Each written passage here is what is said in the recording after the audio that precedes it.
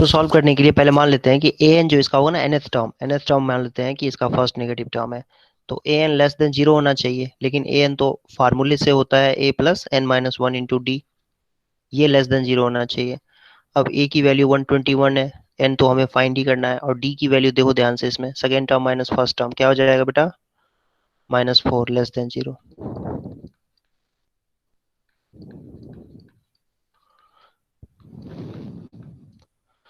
4n जो है वो ग्रेटर देन हो जाएगा 125, n की वैल्यू ग्रेटर देन 125/4 हो जाएगी, तो ये होता है 31.25 हो जाएगा। मतलब n की वैल्यू 31.25 से ज्यादा होनी चाहिए, और n जो है वो ऑब्वियसली कोई इंटीजर लेंगे, नेचुरल नंबर लेंगे, तो n की वैल्यू कितनी लेनी होगी, 32। तो 32nd टर्म जो होगा ना इसका, पहला दूसरा तीसरा, इस तरीके से 32nd टर्म जो होगा या 32वां टर्म जो होगा वो पहला निगेटिव टर्म होगा। ऑब्वियसली उसके बाद 33rd 34th ये सारे टर्म भी निगेटिव ही होंगे, लेकिन पहला निगेटिव टर्म जो है वो 32 होगा। तो ये बात समझ में आई सबको? Yes sir. Yes sir. Okay,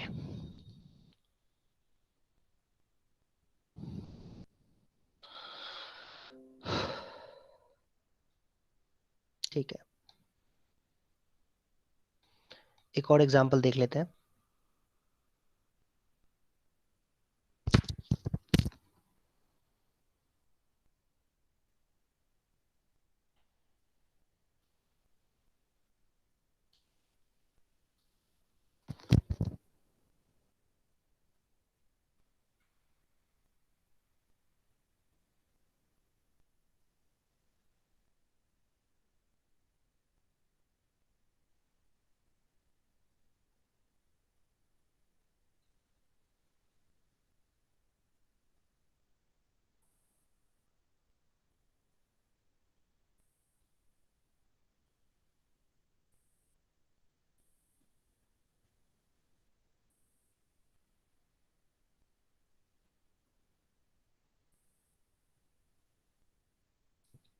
Sum of the first and third sum of the third and the seventh term of an AP is 6।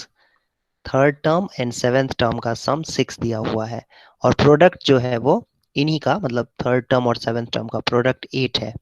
तो कह रहा है कि सम ऑफ फर्स्ट 16 टर्म निकालो, तो सम ऑफ फर्स्ट 16 टर्म निकाल के फर्स्ट टर्म निकालना पड़ेगा और कॉमन डिफरेंस निकालना पड़ेगा।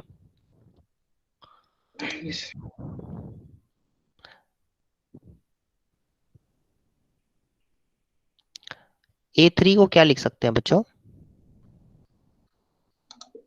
A+2D। A प्लस 2D और फिर A A+6D। Plus 6D। तो 2a plus 8d is equal to 6 आ गया, 2 कॉमन लेके कैंसिल कर देंगे तो 2 a plus 4d is equal to 3 हो जाएगा। अच्छा, यहाँ से A3 को क्या लिखेंगे, a+2d, और यहाँ से a+6d इज इक्वल टू 8। एक मिनट, ये जो दो इक्वेशंस आ गए, फर्स्ट इक्वेशन और सेकंड इक्वेशन, आप इसको देखो ध्यान से, यहाँ से ना आप चाहो तो a की वैल्यू निकाल सकते हो। a की वैल्यू क्या हो जाएगी, 3 - 4d। ठीक है, इसको पुट कर दो यहाँ पर, इसमें पुट कर दो a की जगह पे, 3 - 4d रख दो प्लस 2d, और 3 - 4d प्लस 6d रख दो इक्वल टू 8। वैल्यू पुट कर दिया। अब ये क्या होगा, ये 3 - 2d हो जाएगा, और अगला ब्रैकेट जो है वो 3 + 2d हो जाएगा। और आपको पता ही है a + b और a - b क्या होता है, ये आ जाएगा, तो 4d² आ जाएगा 9, सॉरी 9 - 8 1, तो d² आ जाएगा 1/4, तो d की वैल्यू आ जाएगी ±1/2, d की वैल्यू आ गई। तो यहाँ से a की वैल्यू कितनी हो जाएगी, 3 - 4 × 1/2 हो सकती है, या नहीं तो 3 - 4 × -1/2 हो सकती है। जब भाई d के दो वैल्यूज हैं तो a के भी तो दो वैल्यूज होंगे, तो ये आ गया, एक तो 1 और दूसरा हो जाएगा, देखो कितना होगा भाई, 5, 1 और 5 हो सकता है। ठीक है, a की वैल्यू 1 हो सकती है और 5, मतलब d जब 1/2 लेंगे तो a की वैल्यू 1 होगी। तो एपीज जो है, दो APs, 2 APs are possible, 2 APs are possible, 2 AP बन सकता है। पहला तो 1 से स्टार्ट करेंगे, कौन कौन सा भाई? 1 होगा, उसका कॉमन डिफरेंस कितना है? 1/2। तो 1 + 1/2 3/2, फिर 2 हो जाएगा, फिर 5/2 होगा। इस तरीके से एक एपी तो ये हो गया, और दूसरा एपी 5 से स्टार्ट होगा, उसका कॉमन डिफरेंस जो है -1/2 होगा, तो उस केस में ये आ जाएगा माइनस सॉरी 9/2, फिर 4, फिर 3/2, 3/2 नहीं सॉरी 7/2, 7/2, फिर उसके बाद 3, इस तरीके से चलता जाएगा। दो एपीज आ गए निकल के। यहाँ तक समझ में आया बेटा सबको? Yes sir. Yes, sir. ठीक है। तो अब हमें करना क्या था कि सम ऑफ फर्स्ट 16 टर्म्स निकालना है, तो इन्हीं दोनों एपीज के 16 टर्म्स का सम निकालना है। तो सम भी दो होंगे, S16 जो होगा, एक S16 निकालेंगे तो उस केस में 16/2 into 2a plus 15d, D का मतलब 1/2 लेंगे, एक तो ये आ जाएगा। और नहीं तो दूसरा क्या होगा, दूसरा जब a की वैल्यू हम 5 लेंगे ऑब्वियसली दूसरे एपी का, तो उस तरीके से 15 इंटू इसका जो कॉमन डिफरेंस है वो -1/2 है। तो दो आंसर आएंगे S16 के, तो ये आ जाएगा एक, और देखो कितना आएगा ये 19/2, और दूसरा हो जाएगा 16/2, 5 2 10, 10 -5/2। ठीक है, ये आ जाएगा, है ना, यही होगा ना, 20 - 15 नहीं 5/2 होगा, सॉरी -5/2 में 5/2 होगा। 10 में से 15/2 माइनस करेंगे तो कितना आ जाएगा? 5/2 आएगा। यस, तो ये आ गया बेटा। कितना आया? एक तो ये 4, ठीक है, 76 हो गया, और दूसरा कितना हो जाएगा? 20। 76 और 20 दो आंसर पॉसिबल है। 16 टर्म्स को ऐड करेंगे तो 76 हो सकता है, और नहीं तो 20 हो सकता है। तो दो आंसर पॉसिबल है। आई होप ये समझ में आया होगा आप लोगों को। कोई कंफ्यूजन हो तो पूछ सकते हो। No, sir. No sir. Okay, एक क्वेश्चन और ट्राई कर लेते हैं, और आप लोगों को डाउट नहीं है तो फिर मैं नेक्स्ट चैप्टर स्टार्ट करता हूँ। ये क्वेश्चन कर लो, उसके बाद नेक्स्ट चैप्टर स्टार्ट करते हैं। Yes sir. लास्ट क्वेश्चन है इस एक्सरसाइज का, ट्राई कर लो इसको। 1 मिनट का, 2 मिनट पहले कर लो ट्राई, उसके बाद मैं एक्सप्लेन करता हूँ।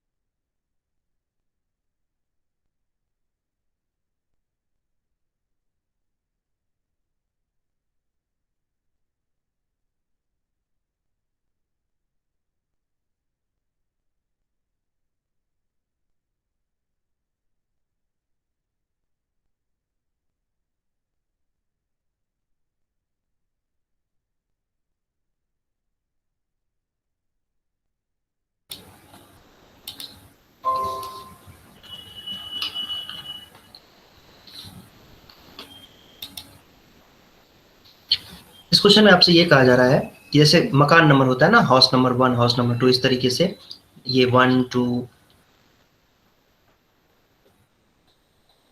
1 2 3 4 इस तरीके से हाउस नंबर लिखा हुआ है, 49 तक है मकान नंबर। कह रहा है कि प्रूव करो इस बात को कि there is a value of x such that sum of the numbers of the houses preceding the house number x, मतलब ये कोई एक x नंबर हाउस होगा ताकि x से पीछे वाले जितने भी घर हैं उनका नंबर्स का सम, और x के आगे वाले जितने घर हैं मतलब x+1, x के आगे वाला कौन सा होगा, x+1 होगा, x+2 होगा मकान नंबर, है ना, इस तरीके से जाएगा 49 तक। x से houses preceding the house number x is equal to the sum of the number of houses following it, मतलब x से पीछे वाले जितने घर होंगे मतलब इधर वाले और इधर वाले, इसका सम बराबर होगा। ऐसा कोई मकान नंबर x है इस बात को प्रूव कर रहा है। बात आई समझ में? Yes sir. ओके, तो भाई सिंपल सी बात है कि मकान नंबर x को चलो हमने यहाँ पर अलॉट कर दिया, ये एक मकान नंबर x है। अब x से पीछे वाला मकान नंबर कौन सा होगा बेटा, x-1 है कि नहीं? x से पीछे वाला जो मकान नंबर होगा वो x-1 होगा और x से आगे वाला x+1 होगा। तो हमें ये प्रूव करना है, हमें दिखाना है कि x जो है कोई एक नंबर होगा 1 और 49 के बीच में, 1 और 49 के बीच में कोई एक नंबर होगा, वो नंबर हमें फाइंड करना है, वो कौन सा है। तो इसके लिए देखो ऑब्वियसली x से पीछे वाले मकान नंबर्स हैं वो कितने हैं, 1 से लेकर के x-1 तक। तो x-1 ये जो है इक्वल होना चाहिए, ये इक्वल होना चाहिए x+1 से लेकर के 49 तक। मेरे ख्याल से ये मैं थोड़ा सा ये कॉम्प्लिकेटेड है, मतलब मैं कह रहा हूं कि ये जो सम है, येलो वाला जो सम है, ये सारे नंबर्स का जो सम होगा वो इसके बराबर होना चाहिए। ये हमें एक्चुअली में ये एक गिवन है और हमें x की वैल्यू निकालनी है। तो इसके लिए ये तो अच्छी बात है, चलो x-1 तक का सम जो है वो तो s ऑफ x-1 आ जाएगा, ये छोटा सा है, x-1 छोटा होना चाहिए, s x-1, जैसे sn लिखते हैं ना वैसे ही x-1 तक का सम निकालना है। लेकिन ये x+1 x+2 से लेकर के 49 तक का सम कैसे निकलेगा, ये निकलेगा पूरे में से x तक को माइनस कर दो, 1 से लेके 49 तक को ऐड कर दो और उसमें से x तक को माइनस कर दो, है ना। x तक को माइनस कर दोगे, इधर वाला पार्ट माइनस कर दोगे तुम, ये वाला पार्ट माइनस कर दोगे, तो वही तो बचेगा सम। आई बात समझ में? Yes sir. ठीक है, तो अब हमें इसको सॉल्व करना है, इस इक्वेशन को सॉल्व करना है। इस इक्वेशन को कैसे सॉल्व करेंगे भाई? इस इक्वेशन को सॉल्व करने का तरीका ये होगा x-1/2, ये n/2 हो गया, n ही हमारा यहाँ x-1 है, 2a का मतलब 2 × 1 प्लस n-1, n-1 का मतलब हो जाएगा x-1 तो x-2, और d तो 1 ही है क्योंकि घर जो है वो इस तरीके से है 1 2 3 4 5 6, तो कॉमन डिफरेंस तो 1 ही हो गया बिकॉज 2 - 1 1 होता है। इज इक्वल टू 49 का सम कितना होगा, 49/2 × 2 × 1 minus sorry 2a plus n-1 × d, मतलब 48d। x कैसे निकलेगा, x/2 × 2a plus x-1 × d, तो x-1 × 1 ही हो जाएगा। अब इस इक्वेशन को आपको सॉल्व करना है, तो ये कैसे सॉल्व होगा, ये सॉल्व होगा, थोड़ा सा करो काम, x-1/2 आ गया, फिर ये देखो क्या हो जाएगा बेटा, ऊपर न्यूमरेटर में x आ जाएगा खाली, क्योंकि -2 है और +2 है तो कैंसिल ही हो गया, इक्वल टू 49/2 है, और देखो ये कितना हो जाएगा, 50 हो जाएगा, माइनस x/2 है, ये कितना होगा भाई, x+1 हो जाएगा। एक बात बताओ कि यहाँ भी डिनोमिनेटर में 2 है, यहाँ भी डिनोमिनेटर में 2 है और यहाँ भी 2 है, कैंसिल कर दे, फिर x को x-1 से मल्टीप्लाई कर देते हैं, ये हो जाएगा, कितना होगा भाई, 2450, यस, और -x²। अब ये x से x भी कैंसिल हो गया, -x से -x भी कैंसिल हो गया, फिर आएगा ये -x² को लेफ्ट साइड में ले आओगे तो 2x² बन जाएगा, इज इक्वल टू 2450, फिर इसको कैंसिल करो 2 से तो ये आ जाएगा 1225, और तुम्हें पता है x 1225 किसका है? 35 का। हम्म, यस सर, 35 का। 35। यस, तो इसका मतलब ये हुआ कि मकान नंबर 35 जो होगा उसके पीछे वाले जितने मकान नंबर होंगे 1 से लेकर 34 तक का सम वो 36 37 से लेकर के 43 49 तक के सम के बराबर होगा। समझ में आई बात ये है? मकान Yes, नंबर sir. 1 2 से लेकर के 34 35 है ना, फिर 36 37 से लेकर के आगे जाके कहाँ तक जाएगा, 49 तक जाएगा। तो ये जो सम है मकान नंबर 35 के बाद और मकान नंबर 35 से पहले, ये दोनों सम बराबर होंगे, ये सम और ये सम बराबर होंगे। करके देख भी सकते हो तुम चाहो तो, ठीक है।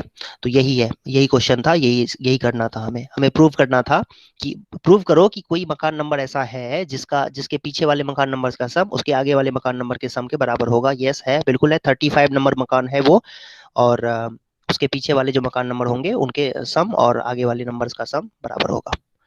तो यही इस क्वेश्चन में हमें करना था। आई होप समझ में आया होगा। Yes sir. तो नया चैप्टर स्टार्ट करें बच्चों?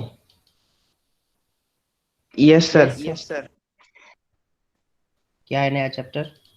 कोऑर्डिनेट? Triangles. ओ ट्राइंगल है। Sir triangles. हम्म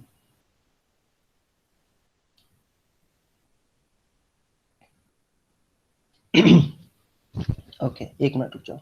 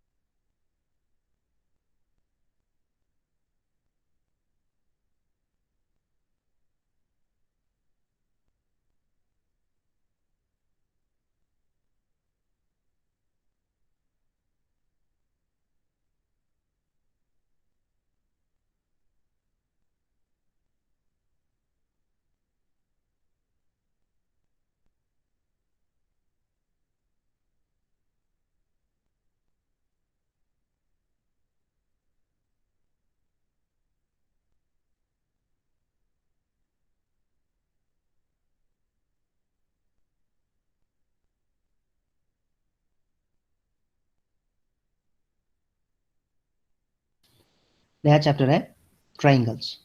तो ट्राइंगल में हम लोग सिमिलर ट्राइंगल्स के बारे में बात करेंगे। तो तुम लोगों में से थोड़ा बहुत आइडिया होगा तुम लोगों को इस चीज़ का, मतलब बिल्कुल ऐसा तो नहीं है कि बिल्कुल नहीं जानते हो, आइडिया होगा इसका I think. Yes sir, Yes, कर sir. लिया चैप्टर मैंने। ओके, तो ये देखो, ये सिमिलर फिगर कैसे होते हैं? सिमिलर फिगर्स का मतलब होता है एक जैसा दिखने वाला, एक जैसा जो दिखे। अब एक जैसा दिखने का मतलब ये नहीं होता है कि एग्जैक्टली सेम हो, वो छोटा बड़ा भी हो सकता है। जैसे सर्कल, एक छोटा सर्कल है एक बड़ा सर्कल है, दिखते तो दोनों एक जैसे ही हैं, इक्वल नहीं है, दोनों का साइज जो है इक्वल नहीं है, बट शेप जो है वो इक्वल है, ठीक है। साइजेस दोनों के डिफरेंट हो सकते हैं बट शेप जो होगा वो सेम रहेगा, तो उसको हम सिमिलर फिगर कहते हैं। जैसे स्क्वायर देख लो, सारे स्क्वायर जो होते हैं वो एक जैसे दिखते हैं, भले ही उनके साइजेस डिफरेंट हो, बट दिखते तो एक जैसे है ना, शेप तो एक जैसा ही होता है ना दोनों का, तो इसीलिए हम उनको सिमिलर फिगर कहते हैं। इक्विलैटरल ट्रायंगल्स भी एक जैसे दिखने वाले होते हैं सारे, है ना, इस तरीके से आप समझ सकते हो।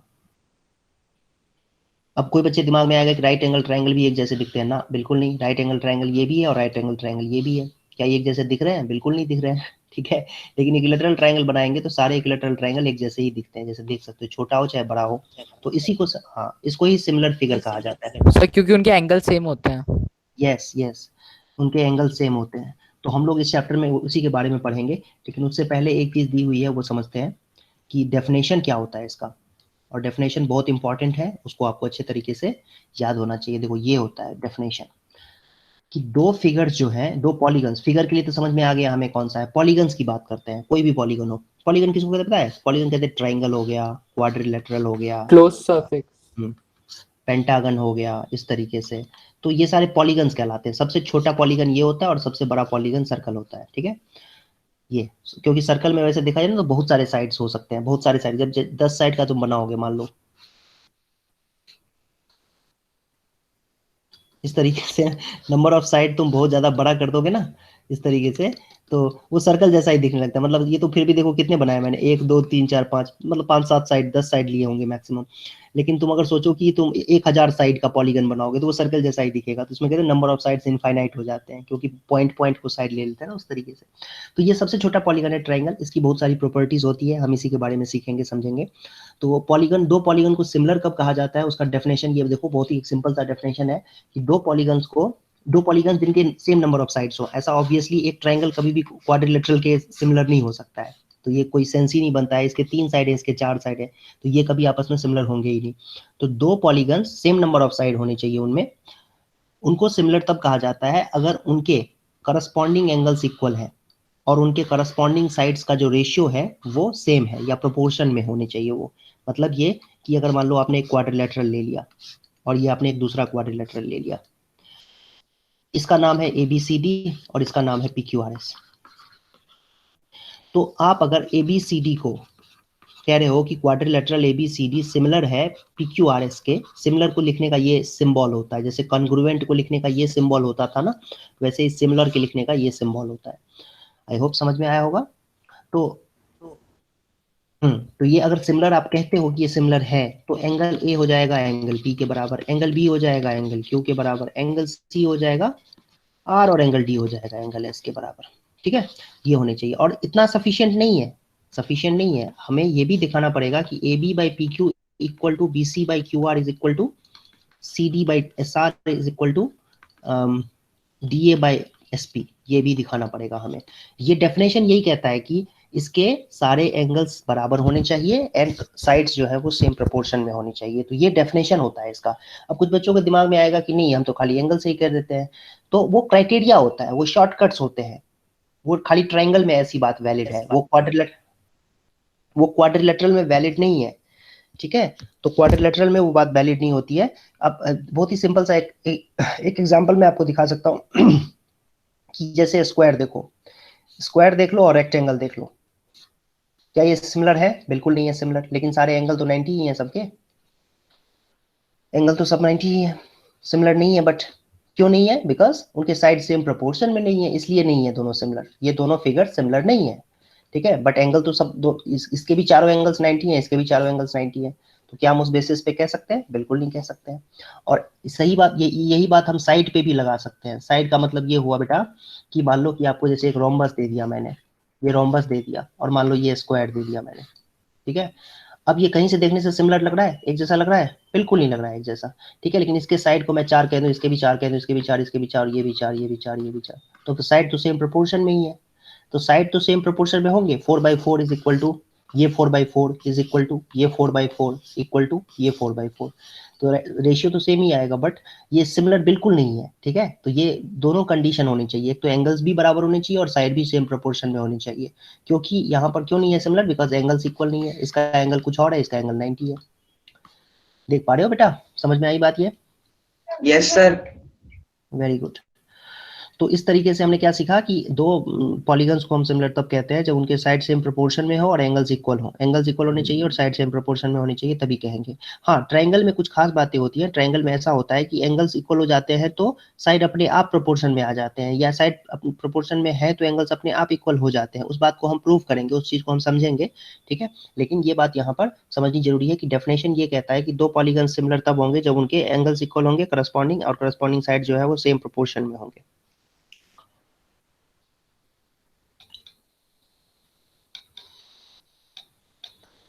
तो सिमिलैरिटी पे तो हम लोग बाद में आएंगे, पहले एक एक्सरसाइज देख लेते हैं। बहुत ही आसान सा एक्सरसाइज है, 2 मिनट का काम है, खत्म करते हैं इसको। और मैं चाहता हूं कि आप लोग पहले इसको ट्राई कर लो, सॉल्व कर लो। देखो,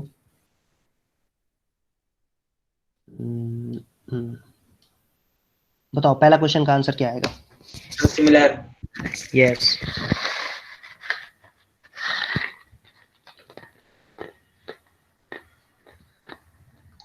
दूसरे का भी सिमिलर है।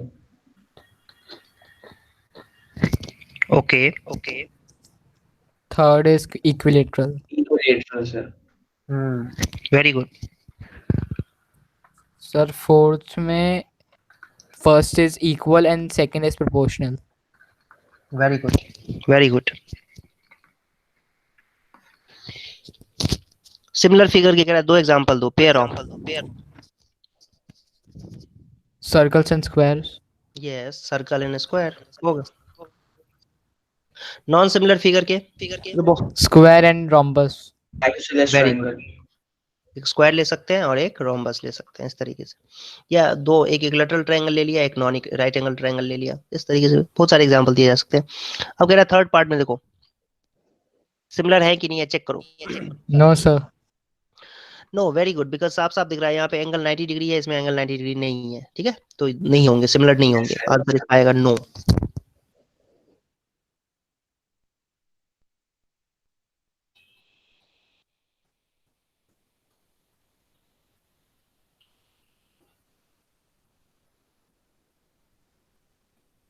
अब हम लोग एक चीज सीखेंगे, थ्योरम, पहला थ्योरम देखते हैं 6.1। मैं आप लोगों को जल्दी जल्दी एक्सप्लेन कर देता हूँ बेटा, ठीक है, क्योंकि मैं टाइम वेस्ट नहीं करना चाहता हूँ, मैं चाहता हूँ जल्दी जल्दी तुम लोग जो है ना, वो एक बैच है दूसरे बैच के साथ मर्ज कर दिया गया है, और वो सही भी था, क्योंकि उससे ना आपका सिलेबस भी कंप्लीट होगा टाइम पे, तो इसके लिए हम लोग थोड़ा जल्दी करते हैं इसको। तुम लोग में से कितने बच्चों को ये आइडिया है, पता है ये बीपीटी क्या होता है? सर मुझे पता है। ओके, अनुराग तुम्हें पता सर है? मुझे पता है। हिमानी,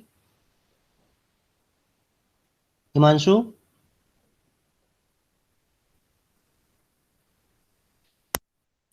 सर आपने क्या पूछा, एक बार दोबारा बताना। तुम्हें पता है ये थ्योरम क्या होता है बीपीटी? नहीं सर, अभी ये चैप्टर स्टार्ट नहीं हुआ है।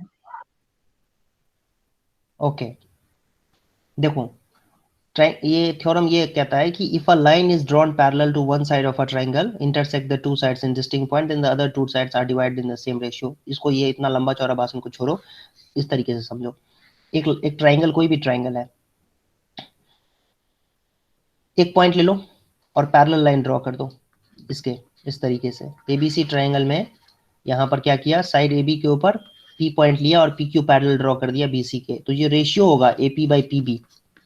एपी बाई पीबी जो होगा बेटा, ये इक्वल होता है A Q by Q C के, A Q by Q C के इक्वल होता है ये क्या आ गया,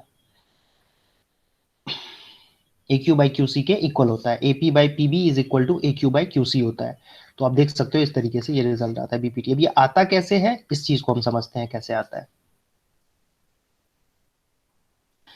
इसके लिए क्या करेंगे, परपेंडिकुलर ड्रॉ कर दो, जैसे इसी फिगर में ना देखो ये बनाया हुआ है ऑलरेडी, ये परपेंडिकुलर ड्रॉ कर दिया, डीएम और एनई परपेंडिकुलर ड्रॉ कर दिया है, डीएम और एनई परपेंडिकुलर ड्रॉ कर दिया है, साथ ही साथ बी को ई से और डी को सी से ज्वाइन कर देंगे। तुम लोगों ने 9th क्लास में एक थ्योरम पढ़ा होगा, triangle on the same base and between the same parallels equal area. Yes sir. हाँ, Yes, ये जैसे देखो ये अगर मान लो कि ये एक ट्रायंगल बना दिया गया है और ये दूसरा ट्रायंगल बना दिया गया है इस तरीके से, तो इन दोनों ट्रायंगल के एरिया जो होते हैं इक्वल होते हैं, एबीसी के और डीबीसी के एरिया जो होंगे, एबीसी और डीबीसी ट्रायंगल के एरिया इक्वल होते हैं, बिकॉज ये पैरेलल लाइन के ऊपर है। 9th क्लास में थ्योरम था। तो अब बताओ मुझे कि एरिया एडीई, एरिया एडीई को एरिया एडीई के इक्वल लिख सकते हैं, ठीक है, और एरिया डीबीई जो होगा वो इक्वल होगा एरिया डीईसी के। ध्यान से देखो फिगर में वही बन रहा है, triangle on the same base and between the same parallel lines बन रहा है बच्चे, और दोनों को डिवाइड कर दो, तो एरिया एडीई दोनों को डिवाइड करोगे तो ये बन जाएगा, दोनों को डिवाइड करेंगे तो ये बन जाएगा area AD by D B is equal to area AD by DEC. और एरिया एडी निकालने का फार्मूला होता है half into base into height, तो हाफ इंटू एडीई में बेस देखो क्या है, बेस ले लेंगे एडी और हाइट को ले लो ई एन, अपॉन में डीबीई में बेस ले लो डीबी और हाइट उसका ई एन ही होगा, है ना, हाइट क्या होगा बेटा, ई एन ही होगा। देखो ध्यान से देखो, ये देखो, ये अगर बेस लेते हो ना, ये बेस लेते हो तो इसका हाइट यही है, ये हाइट है, क्योंकि ट्रायंगल में जब नहीं होता है, जैसे मान लो कि ऑब्ट्यूज एंगल ट्रायंगल है इस सर तरीके से, उसकी हाइट बाहर होती है। हाँ हाइट बाहर होती है, फिर हाइट इस तरीके की होगी, यहाँ पर ये हाइट होगी, ठीक है, बाहर हो जाती है हाइट। मतलब बीसी को अगर हम बेस लेते हैं ना, बीसी को बेस लेते हैं तो एडी इसमें हाइट है, देख सकते हो आप, एडी इसका हाइट हो जाएगा। तो इस तरीके से, सॉरी, इस तरीके से इसका भी एरिया निकाल लेंगे, लेकिन इस बार हम एडी ट्रायंगल में बेस को ए ही ले लेते हैं। तो बेस को ए ही ले लिया, हाइट को हम डीएम ले लेंगे। डीएम देखो कहाँ पर है, ये रहा डीएम हाइट। और सेम लॉजिक से यहाँ पर हाफ इंटू ईसी ले लेंगे बेस, और हाइट ले लेंगे डीएम। कैंसिल हो गया, ये कैंसिल हो गया, 1/2 से 1/2, 1/2 से 1/2, EN से EN आ गया result. AD by DB is equal to AE by EC आ जाएगा। तो इसमें हमने 2-3 चीजें की हैं। पहले तो एरिया, इसमें इतना लंबा प्रूफ क्यों लिखा हुआ है, क्योंकि पहले एरिया निकाला हुआ है ये, फिर एरिया निकाला हुआ है ये, फिर दोनों का एरिया जो है इस तरीके से लिख दिया, फिर दोनों को डिवाइड किया तो AD by DB आ जाएगा। फिर उसी तरीके से फिर दोनों अलग अलग एरिया निकाला हुआ है, मैंने एक साथ ही कर दिया इसमें, इन दोनों को मैंने एक साथ ही क्लब करके लिख दिया है, तो इससे डायरेक्ट रिजल्ट आ जाएगा। ठीक है, मेन बात जो इसमें ये थी वो ये कि DEC का एरिया और DBC का एरिया, सॉरी DEC का एरिया और DBE का एरिया हाँ इक्वल होगा। ये जो ट्रायंगल है वो सेम बेस पे है, इस तरीके से ये दो ट्रायंगल्स जो होंगे इनका एरिया सेम होगा, और ADE का एरिया तो ऑब्वियसली ADE के एरिया के इक्वल होगा। दोनों को डिवाइड कर देंगे तो ये रिजल्ट आ जाएगा, और फिर एरिया निकाल लेंगे half into base into height के फार्मूले से, तो आसानी से हमें जो चाहिए BPT का ये रिजल्ट आ जाएगा। AD by DB is equal to AE by EC आ जाएगा। यही करना था हमें इस क्वेश्चन में, सॉरी थ्योरम में।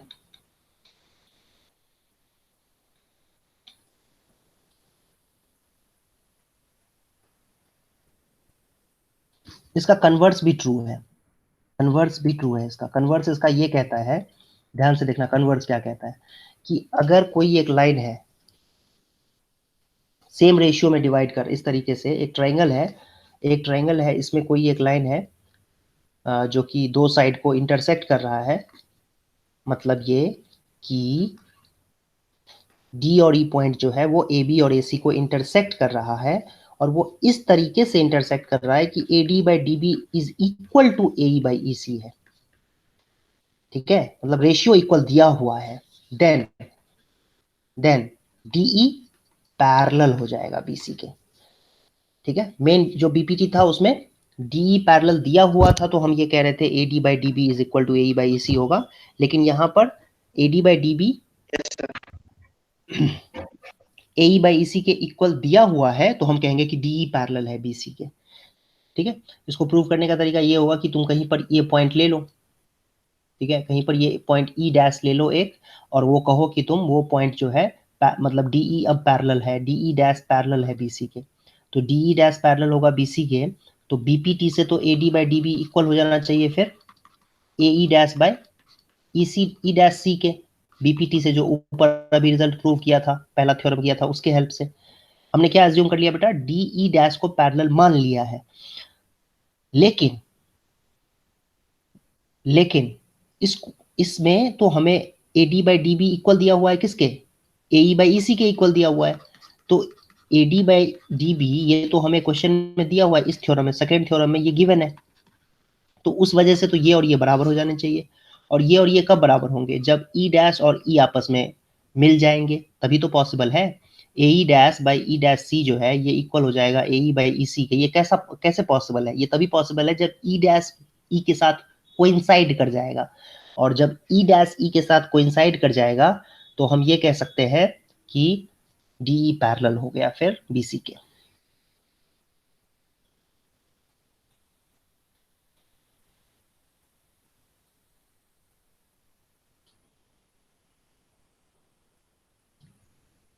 आया समझ में सबको? Yes, sir. Yes, sir. Okay, एक एग्जांपल देखो फिर।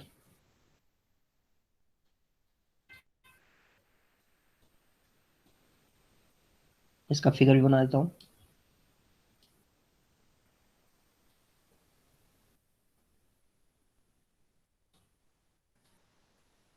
ये रहा फिगर।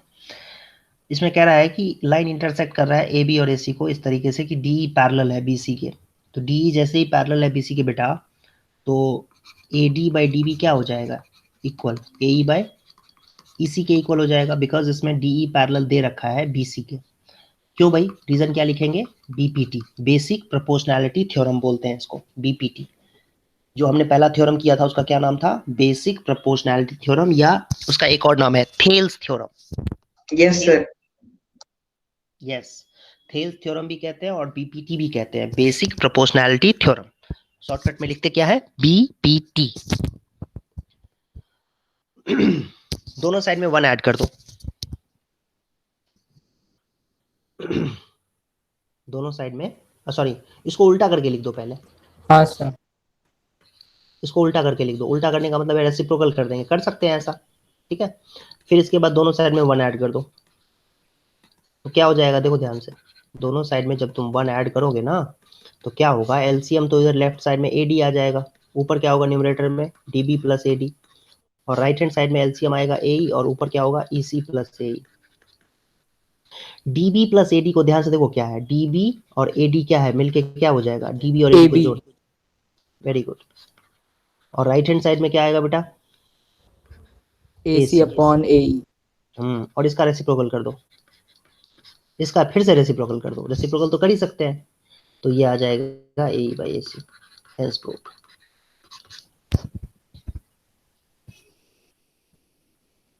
ठीक है, AD by D A B जो है वो ए बाई ए सी के इक्वल आ गया। यही प्रूव करना था क्वेश्चन में हमें, तो आप देख लो इसको। आई बात Yes, समझ में? yes, sir.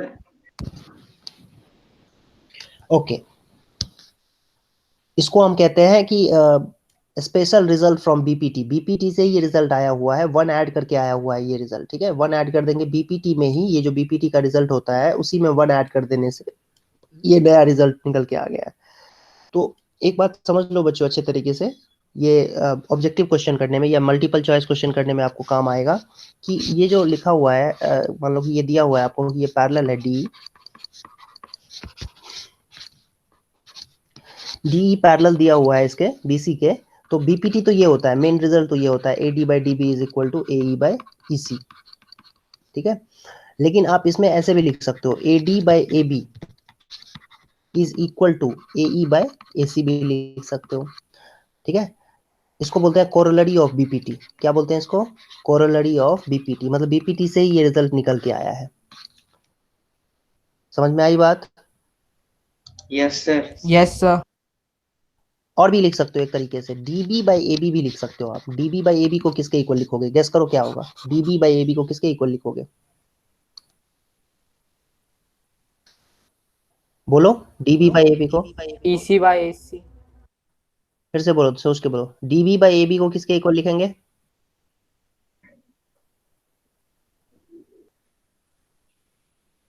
अरे इतना सिंपल तो है भाई, देखो तो सही। Sir, ये तो बहुत ही सिंपल है, डीबी बाई ए बी को किसके इक्वल लिखेंगे,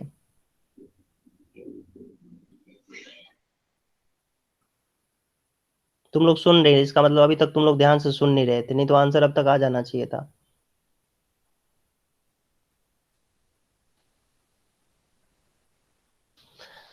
अरे ये दिख तो रहा है साफ साफ, देखो तो सही ध्यान से, ये डीबी है, ये तुमने डीबी लिया है तो पूरा ए बी ले लिया, तो अब ये ईसी छोटा वाला पार्ट लेंगे तो एसी लेंगे, इधर आ जाएगा ईसी और इधर आ जाएगा एसी, सिंपल तो है। तो यही तो बोला था पहले। तो नहीं सुना नहीं मैंने, ईसी बाई एसी आ जाएगा, DB by A B is equal to EC by AC आ जाएगा, ठीक है। ये तो बहुत ही सिंपल है, इस तरीके से लिख सकते हैं हम। और भी कोई तरीका हो सकता है लिखने का इसमें, और भी कोई तरीका लिख सकते हैं हम, उल्टा करके भी लिख सकते हैं ऑब्वियसली इसको, जैसे डीबी लिखेंगे इसको, DB by D A is equal to क्या हो जाएगा, ईसी बाय ई ए। मतलब सब के सब, ये सब के सब क्या है, ये बीपीटी से ही रिजल्ट निकल के आए, ये दो रिजल्ट और जो निकल के आए हैं ये बीपीटी, मेन तो ये बीपीटी है, इस बीपीटी से ये दो और रिजल्ट निकल के आ रहा है। आया फिर समझ में सबको? yes, sir. ओके, ठीक है, चलो अब एक्सरसाइज करते हैं। 1 मिनट रुक जाओ, क्वेश्चन कॉपी करने दो।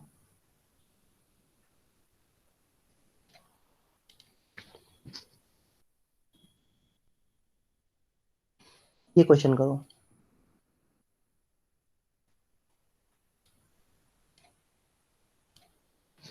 In figure 6.17 first and second D parallel BC के दिया हुआ है। ओके, इस क्वेश्चन को ट्राई करो सभी बच्चे और आंसर बताओ क्या होगा।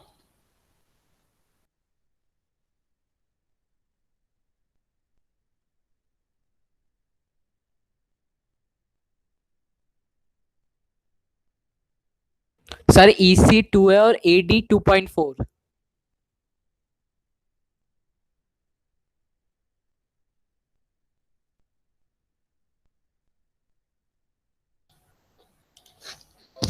ओके, फर्स्ट पार्ट में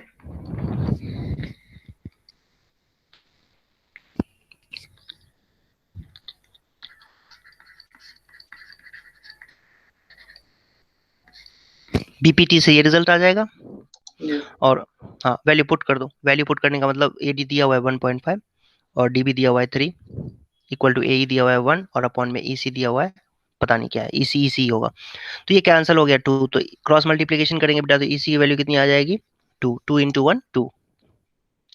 तो ये पहला पार्ट आ गया। दूसरा पार्ट भी ऐसे ही सिंपल है। दूसरा पार्ट एडी हमें पता नहीं है इसमें, तो एडी को एडी रहने देते हैं। फिर 7.2 इक्वल टू 1.8 डिवाइड बाई 5.4। अब इसको सॉल्व करेंगे तो ये आ जाएगा 3। 1.8 पॉइंट से पॉइंट कैंसिल हो जाएगा और 18 3 जा 54 होता है और 3 से इसको कैंसिल करोगे तो 2.4 आ जाएगा। तो एडी की वैल्यू आ जाएगी 2.4 आ जाएगी centimetre.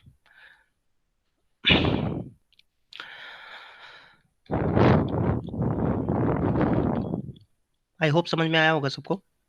Yes sir. Yes, sir. Okay next example देखते हैं बेटा। ये देखो, इसमें आपसे पूछा जा रहा है कि वैल्यूज दिए हुए हैं, बताओ कौन सा पैरेलल है कौन सा पैरेलल नहीं है। मतलब ये पी की वैल्यू, ये वैल्यूज होंगे तो पैरेलल होंगे या नहीं, और अगर पी और क्यू ई सबके वैल्यू ये होंगे तो फिर पैरेलल होंगे कि नहीं, चेक करके बताना है। एक बार ट्राई कर लो सभी बच्चे 1 मिनट के लिए, फिर मैं एक्सप्लेन करूंगा, नहीं होगा तो। सर फर्स्ट वाला नहीं है, ओके बाकी दो है। यस सर, फर्स्ट के सिवा बाकी है।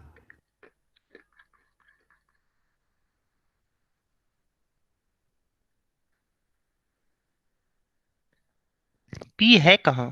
अच्छा ये फिगर, अच्छा इस फिगर के क्वेश्चन नहीं है, sorry.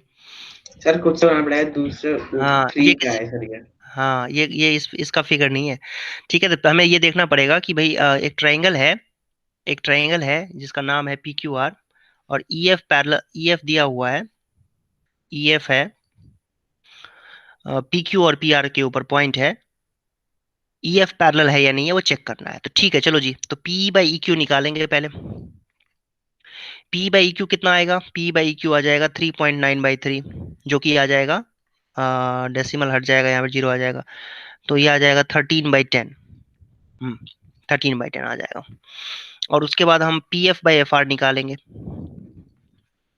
P F by F R कितना हो जाएगा? 3.6/2.4, तो ये तो आ गया 3/2, तो दोनों बराबर नहीं है। P F yes P sir, ये नहीं होगा। पैरेलल नहीं होगा। उसके बाद अब बाकी देख लो, पी बाई क्यू ई देख लो, तो पी बाई क्यू ई कितना आ रहा है? 4/4.5। ठीक है, और दूसरा कितना आ रहा है? अच्छा इसको सिंप्लीफाई कर देंगे तो ये आ जाएगा 40/45, और दूसरा है 8/9, तो ये भी 8/9 ही तो है। 5 8 जा 5 9 जा 8/9, ये भी 8/9 ये भी, तो इसका मतलब ये पैरेलल होगा, यस। सिमिलरली इसको भी चेक कर लेंगे तो आ जाएगा।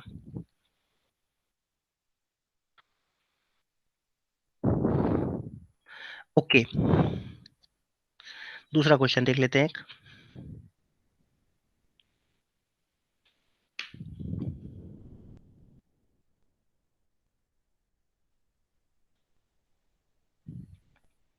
ये क्वेश्चन करो।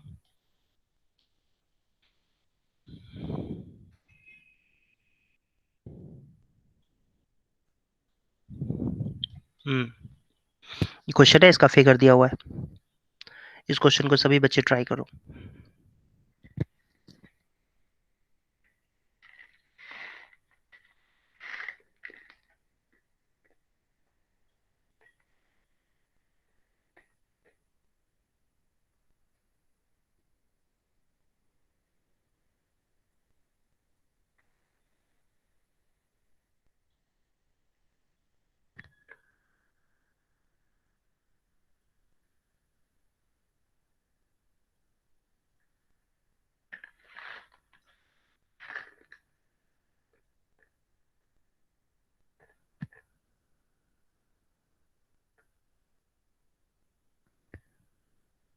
सर हो गया।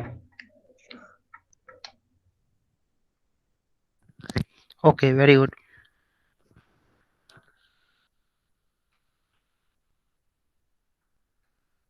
डीई पैरेलल है एसी के और ये पैरेलल है एई के, मतलब डीएफ पैरेलल है, डीई पैरेलल है एसी के और डीएफ पैरेलल है एई के। तो सबसे पहले तो इन ट्रायंगल देख लेते हैं बेटा, इन ट्रायंगल बी, हाँ बीएई में देख लेते हैं पहले, कोई बात नहीं। तो बीएई में बीडी बाई डीए किसके इक्वल हो जाएगा बच्चों? बीएफ बाई एफई के। कैसे भाई? बीपीटी से। और इन ट्रायंगल बीएसी की बात करें तो उसमें बीडी बाई डीए किसके इक्वल होगा? बीई बाई ईसी के। ठीक है, बीई बाई ईसी के इक्वल होगा। कैसे? बीपीटी से। देखने, हाँ ध्यान से देखो, ध्यान से देखो, तुम्हें दिखेगा। ठीक है, मतलब ये साइड, इस साइड का और इस साइड का जो रेशियो होगा वो बीई बाई ईसी के इक्वल होगा। मतलब ये थोड़ा सा ना अपनी गर्दन को टिल्ट करो लेफ्ट साइड में और फिर देखो तो तुम्हें दिखेगा। विजुलाइज करने की बात है, क्योंकि इसमें ना आप फिगर बहुत सारे ट्रायंगल बना दे तो कंफ्यूजन हो जाता है कभी कभी, लेकिन ध्यान से आप देखोगे तो आपको दिखेगा कि अगर खाली इस पे फोकस करोगे, बी ए डी ट्रायंगल पे फोकस करोगे तो आपको दिखेगा ये लाइन और ये लाइन पैरेलल है। उसके अलावे अगर आप मान लो पूरे ट्रायंगल में फोकस करते हो बी ए सी पे और फिर इसको भूल जाओ, ठीक है, इस लाइन को भूल जाओ, इस लाइन को भूल जाओ, तो आपको दिखेगा कि अच्छा B D by D A तो बी बाई ई सी के इक्वल है, तो यही लिखा हुआ है। अब हम कह सकते हैं from BP, from equation 1 and 2, इसको इक्वेशन 1 कह देते हैं, इसको इक्वेशन 2 कह देते हैं, और फ्रॉम 1 एंड 2 इजिली देख सकते हो आप बेटा, B D by D A ये भी है, B D by D A ये भी है, इसका मतलब B F by F E जो है वो इक्वल हो जाएगा बी ई बाय ई सी के। आसान था? Yes sir. Yes sir. Very good.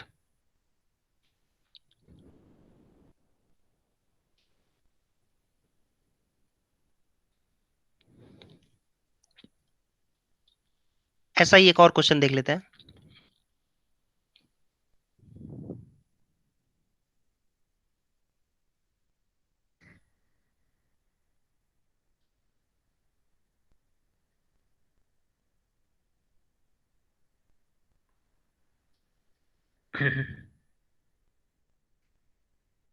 ये रहा क्वेश्चन और ये रहा फिगर।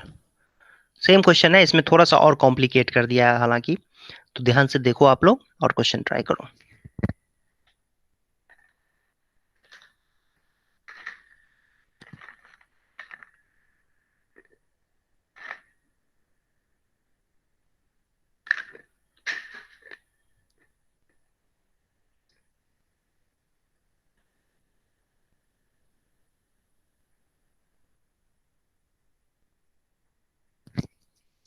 सर हो गया। सर ये भी हो गया। Very good.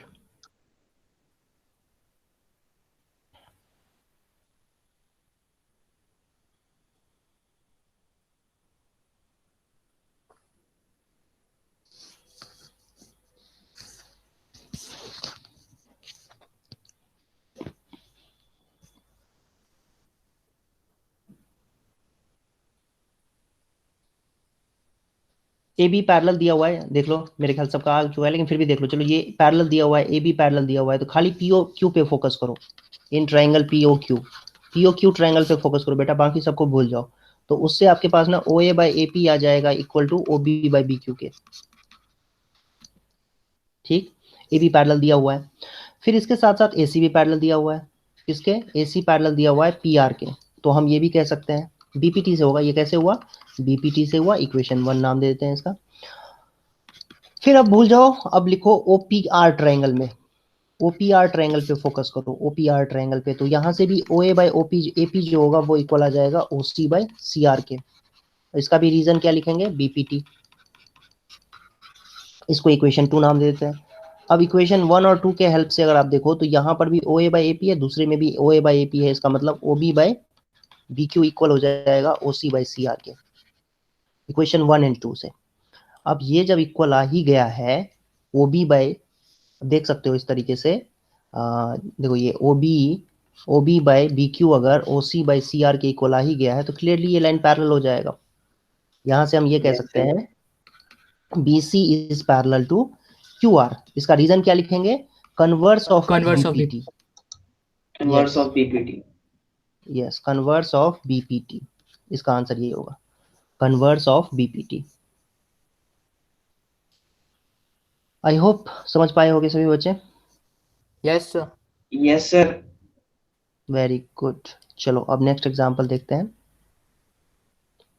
मैं सारे एक एक क्वेश्चन नहीं कराऊंगा बेटा, मैं सिलेक्टेड क्वेश्चंस करा रहा हूँ, जो क्वेश्चन मुझे इंपॉर्टेंट लग रहे हैं। वैसे आप लोगों को खुद से घर पे प्रैक्टिस करनी है बाकी क्वेश्चंस जो मैं नहीं करा रहा हूँ, और डाउट्स जो होंगे वो नेक्स्ट क्लास में हम लोग डिस्कस करेंगे, है ना। एक एक क्वेश्चन करने का कोई फायदा नहीं है क्लास के अंदर, ठीक है।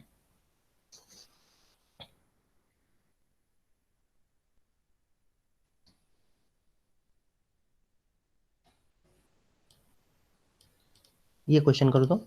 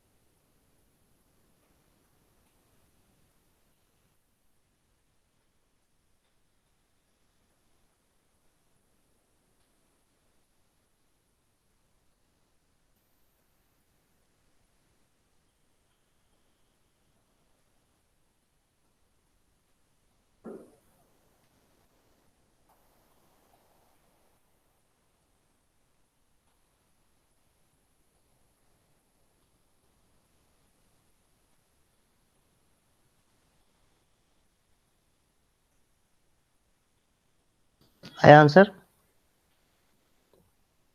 सर कर रहा हूँ। सर 2 ओके, मिनट बस। हाँ करो, ट्राई करो।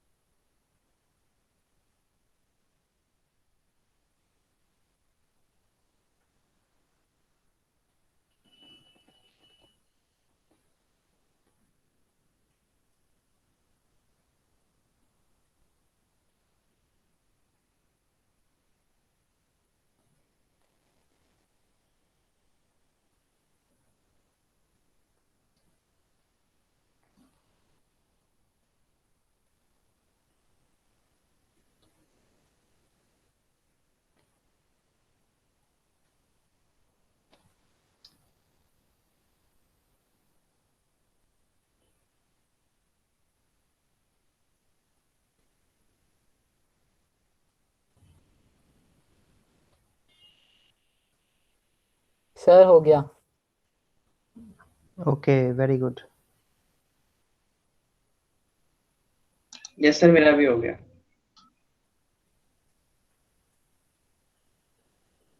Very good.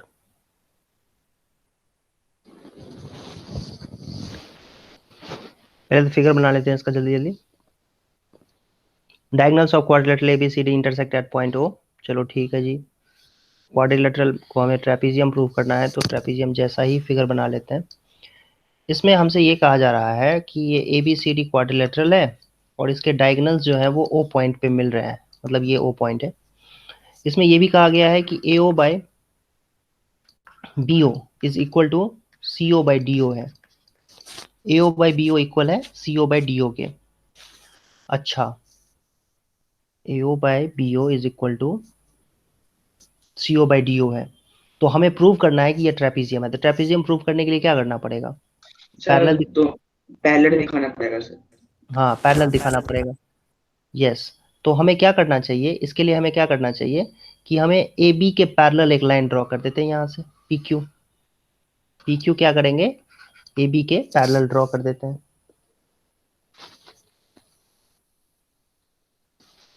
ठीक है। Yes sir. ड्रॉ, सबसे पहले काम ये करेंगे हम, ये हमारा हमारा गिवन है और हम क्या करेंगे, draw P Q parallel to A B. तो इससे क्या होगा बच्चों, इससे क्या होगा कि जो डीओ बाई सीओ है, या ऐसे भी लिख सकते थे ना इसको, डीओ बाई ओ बी, इसको हम ऐसे भी लिख सकते हैं, AO by CO is equal to BO by do.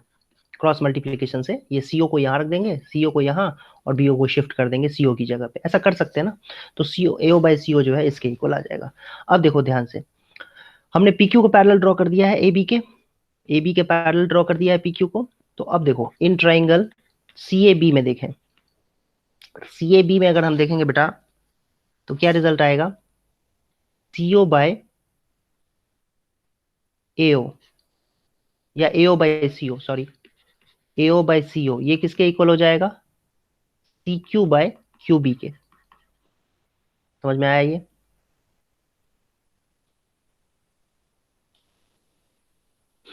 ये रिजल्ट आ जाएगा सी ए बी में।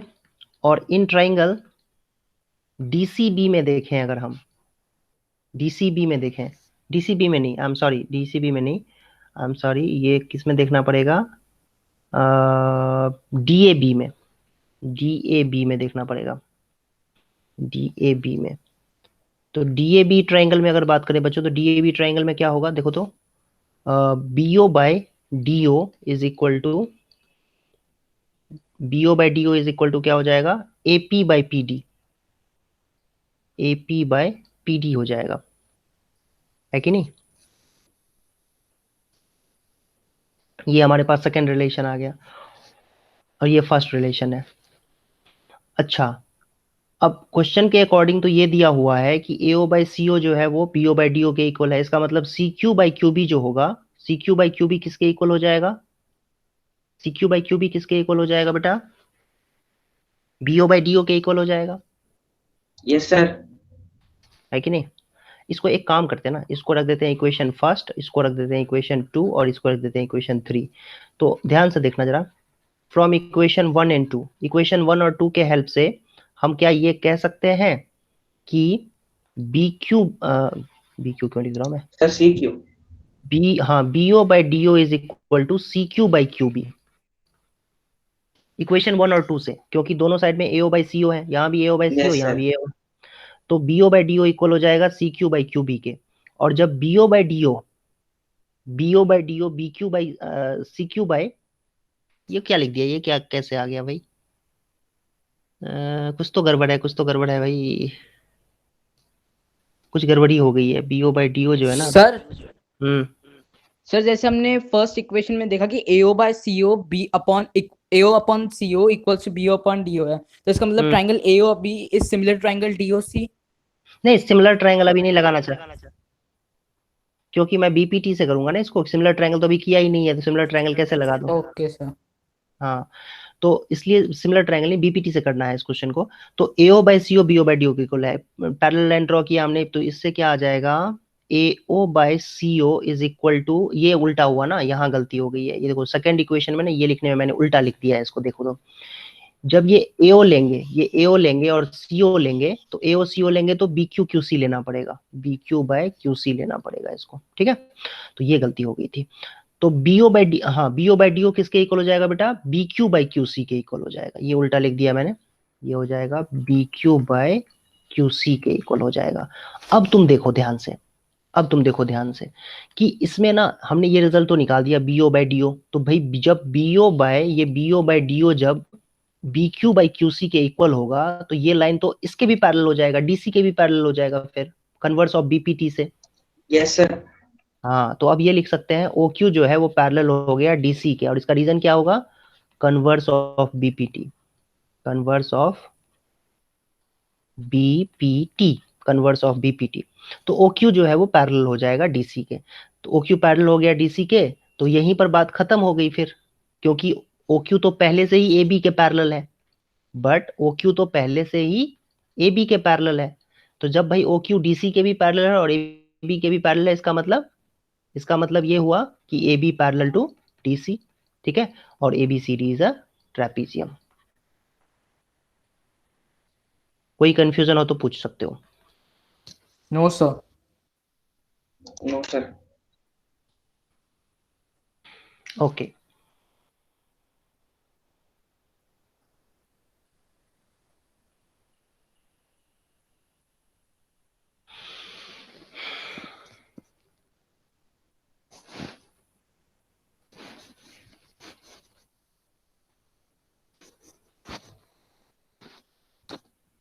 नेक्स्ट टॉपिक स्टार्ट करते हैं।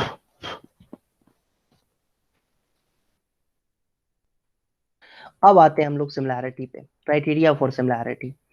तो जैसे कि कॉन्ग्रुएंसी के लिए याद करो, तुम लोगों ने कॉन्ग्रुएंसी किसको कहते थे, कॉन्ग्रुएंसी किसको कहते थे? कॉन्ग्रुएंसी के लिए क्या होता था कि ट्राइंगल के ना सारे साइड्स भी इक्वल होनी चाहिए, सारे एंगल्स भी इक्वल होनी चाहिए, लेकिन उसको हमें प्रूव करने के टाइम में ऐसा नहीं दिखाना होता था कि सारे साइड इक्वल सारे एंगल्स इक्वल। उस टाइम में हम क्या करते थे, कुछ शॉर्टकट्स होते थे जिनको हम क्राइटेरियाज कहते थे। और वो शॉर्टकट्स क्या थे कि भाई अगर तुमने तीनों साइड इक्वल दिखा दिया है ना, तो ट्राइंगल्स कॉन्ग्रुएंट हो जाएंगे, और बाई सीपीसीटी एंगल्स भी इक्वल हो जाएंगे। ऐसे ही Yes, sir. हाँ हाँ, फिर एक और शॉर्टकट था जिसको क्राइटेरिया कहते थे, क्या होता था वो? एस से एस, फिर आर एच एस, फिर ए एस से, ठीक है, और एक और होता था ए एस, ठीक है। ये सारे क्राइटेरियाज होते थे कॉन्ग्रुएंसी के लिए। लेकिन सिमिलैरिटी के लिए भी होता है क्राइटेरिया। सिमिलैरिटी के लिए क्राइटेरिया क्या होता है वो समझेंगे हम। पहले तो ये समझ लें कि दो ट्राइंगल्स को सिमिलर कब कहते हैं। देखो ये दो बार तीसरी बार लिखा हुआ है, ये तीसरी बार ये बात लिखी हुई है कि दो ट्राइंगल्स को हम सिमिलर तब कहते हैं जब दियर करस्पॉन्डिंग एंगल्स आर इक्वल। पहले तो उनका एंगल इक्वल होना चाहिए करस्पॉन्डिंग, और करस्पॉन्डिंग साइड्स जो है वो भी सेम रेशियो में होनी चाहिए या सेम प्रोपोर्शन में होनी चाहिए। तो दो ट्राइंगल्स को सिमिलर होने के लिए एक तो ये कंडीशन नेसेसरी है। ए बी सी और डी ई एफ को आप सिमिलर तब कह सकते हो जब एंगल ए एंगल डी के, एंगल बी एंगल ई के, और एंगल सी एंगल एफ के इक्वल होगा। And A B by D is equal to B C by E F is equal to C A by F D, ये भी होना चाहिए। दो कंडीशंस नेसेसरी हैं, मतलब ये दोनों कंडीशंस होनी चाहिए। लेकिन चेक करने के लिए, आइडेंटिफाई करने के लिए हमें ये 6 चीजें दिखानी नहीं होती है कि रेशियोज भी इक्वल होने चाहिए, ये रेशियो इसके इसके इसके, और फिर एंगल्स एंगल्स एंगल्स तीनों इक्वल, ऐसे नहीं दिखाना होता है। उसके लिए शॉर्टकट्स है, क्राइटेरियाज हैं, वो हम लोग अब सीखेंगे। सबसे पहला तो क्राइटेरिया होता है बेटा, क्या होता है बताओ?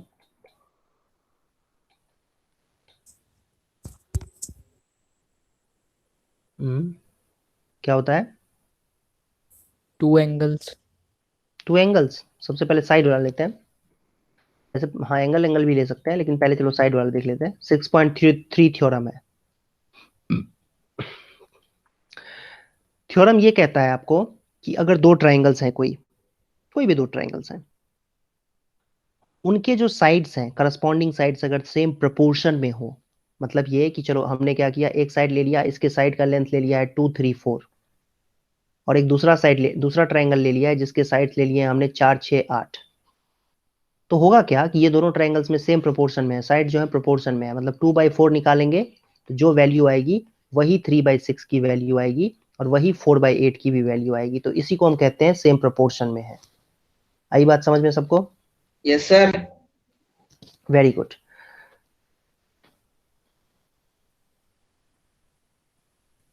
ओके,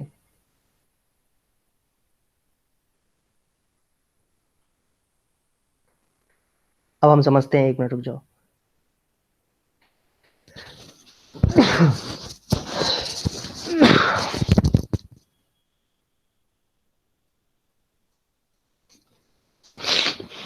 तो ऐसा ही दिया हुआ है आपको इसको यहाँ पर इस थ्योरम में कि भाई साइड सेम प्रोपोर्शन में है, मतलब ए बी सी ट्राइंगल है और डीई एफ ट्राइंगल है। आपको दिया हुआ है कि ए बी बाय डीई जो रेशियो होगा, जो भी वैल्यू आएगी, वो B C by E F के इक्वल है, और यही बात A C by D F के भी इक्वल है। मतलब ये रेशियो, तीनों रेशियोज इक्वल है, मतलब साइड जो है वो सेम प्रोपोर्शन में है। तो आपको प्रूव करना है कि भाई एंगल्स भी इक्वल होंगे, ये बात प्रूव करो। तो भाई एंगल्स जब हम इक्वल प्रूव कर देंगे तो ये भी प्रूव हो जाएगा कि दोनों ट्राइंगल सिमिलर है, ठीक है। And hence two triangles are similar. तो साइड तो सेम प्रोपोर्शन में दे ही रखा है, अब एंगल्स भी इक्वल दिखा देंगे अगर हम, तो ट्राइंगल सिमिलर हो जाएंगे। तो वही हमें करना है यहाँ पर कि साइड सेम प्रोपोर्शन में दिया हुआ है तो आपको एंगल भी इक्वल दिखाना है। तो वो कैसे दिखाएंगे वो समझने की कोशिश करते हैं अभी। देखो, दो ट्राइंगल्स हैं एबीसी और डीईएफ, दोनों ट्राइंगल सिमिलर हैं। भाई सिमिलर अगर हैं तो एक छोटा होगा कोई, एक बड़ा ट्राइंगल होगा। मान लो मैंने डीईएफ को बड़ा ट्राइंगल ले लिया है, तो डीईएफ को बड़ा ट्राइंगल लूंगा तो ऐसे एबीसी को भी ले सकते थे, कोई उससे फर्क नहीं पड़ता है, लेकिन चलो DEF को बड़ा ट्रायंगल ले लिया है मैंने, तो साइड सेम प्रोपोर्शन में है उनके। ये हमारे पास गिवन है कि AB बाय जो भी है AB by DE is equal to, अभी भी मैंने डिलीट कर दिया, BC बाय EF, और ये हमारे पास ये दिया हुआ है AC बाय DF, ये दिया हुआ है। अब मान लेते हैं बड़ा ट्रायंगल है, तो हमने P पॉइंट ले लिया है इस तरीके से P पॉइंट ले लिया है, ताकि DP जो है वो AB के इक्वल हो और DQ जो है वो AC के इक्वल है। ऐसा हमने कट कर लिया, ऐसा मैंने कंस्ट्रक्शन कर दिया है। ठीक है, कंस्ट्रक्शन हमने इस तरीके से किया हुआ है कि DP इक्वल कर दिया AB के, और साथ ही साथ AC इक्वल कर दिया DQ के। ऐसा तो कर ही सकते हैं बेटा, हम कर सकते कि नहीं कर सकते, बताओ, कर सकते हैं ऐसा? आवाज आ रही है सबको? Yes sir. तो ऐसा कर सकते हैं, DP को, हाँ, DP को AB के इक्वल और AC को DQ के इक्वल, ऐसा कर सकते हैं बेटा? Yes sir, cross multiply. Yes sir. ठीक है, ऐसा कट कर सकते हैं हम। ओके, अब यहाँ पे समझने वाली बात यहाँ पर ये है कि तुम ध्यान से देखो कि ये दोनों ट्रायंगल्स जो है ना, ये कन्ग्रुएंट ट्रायंगल्स हो जाएंगे। क्यों कन्ग्रुएंट होंगे?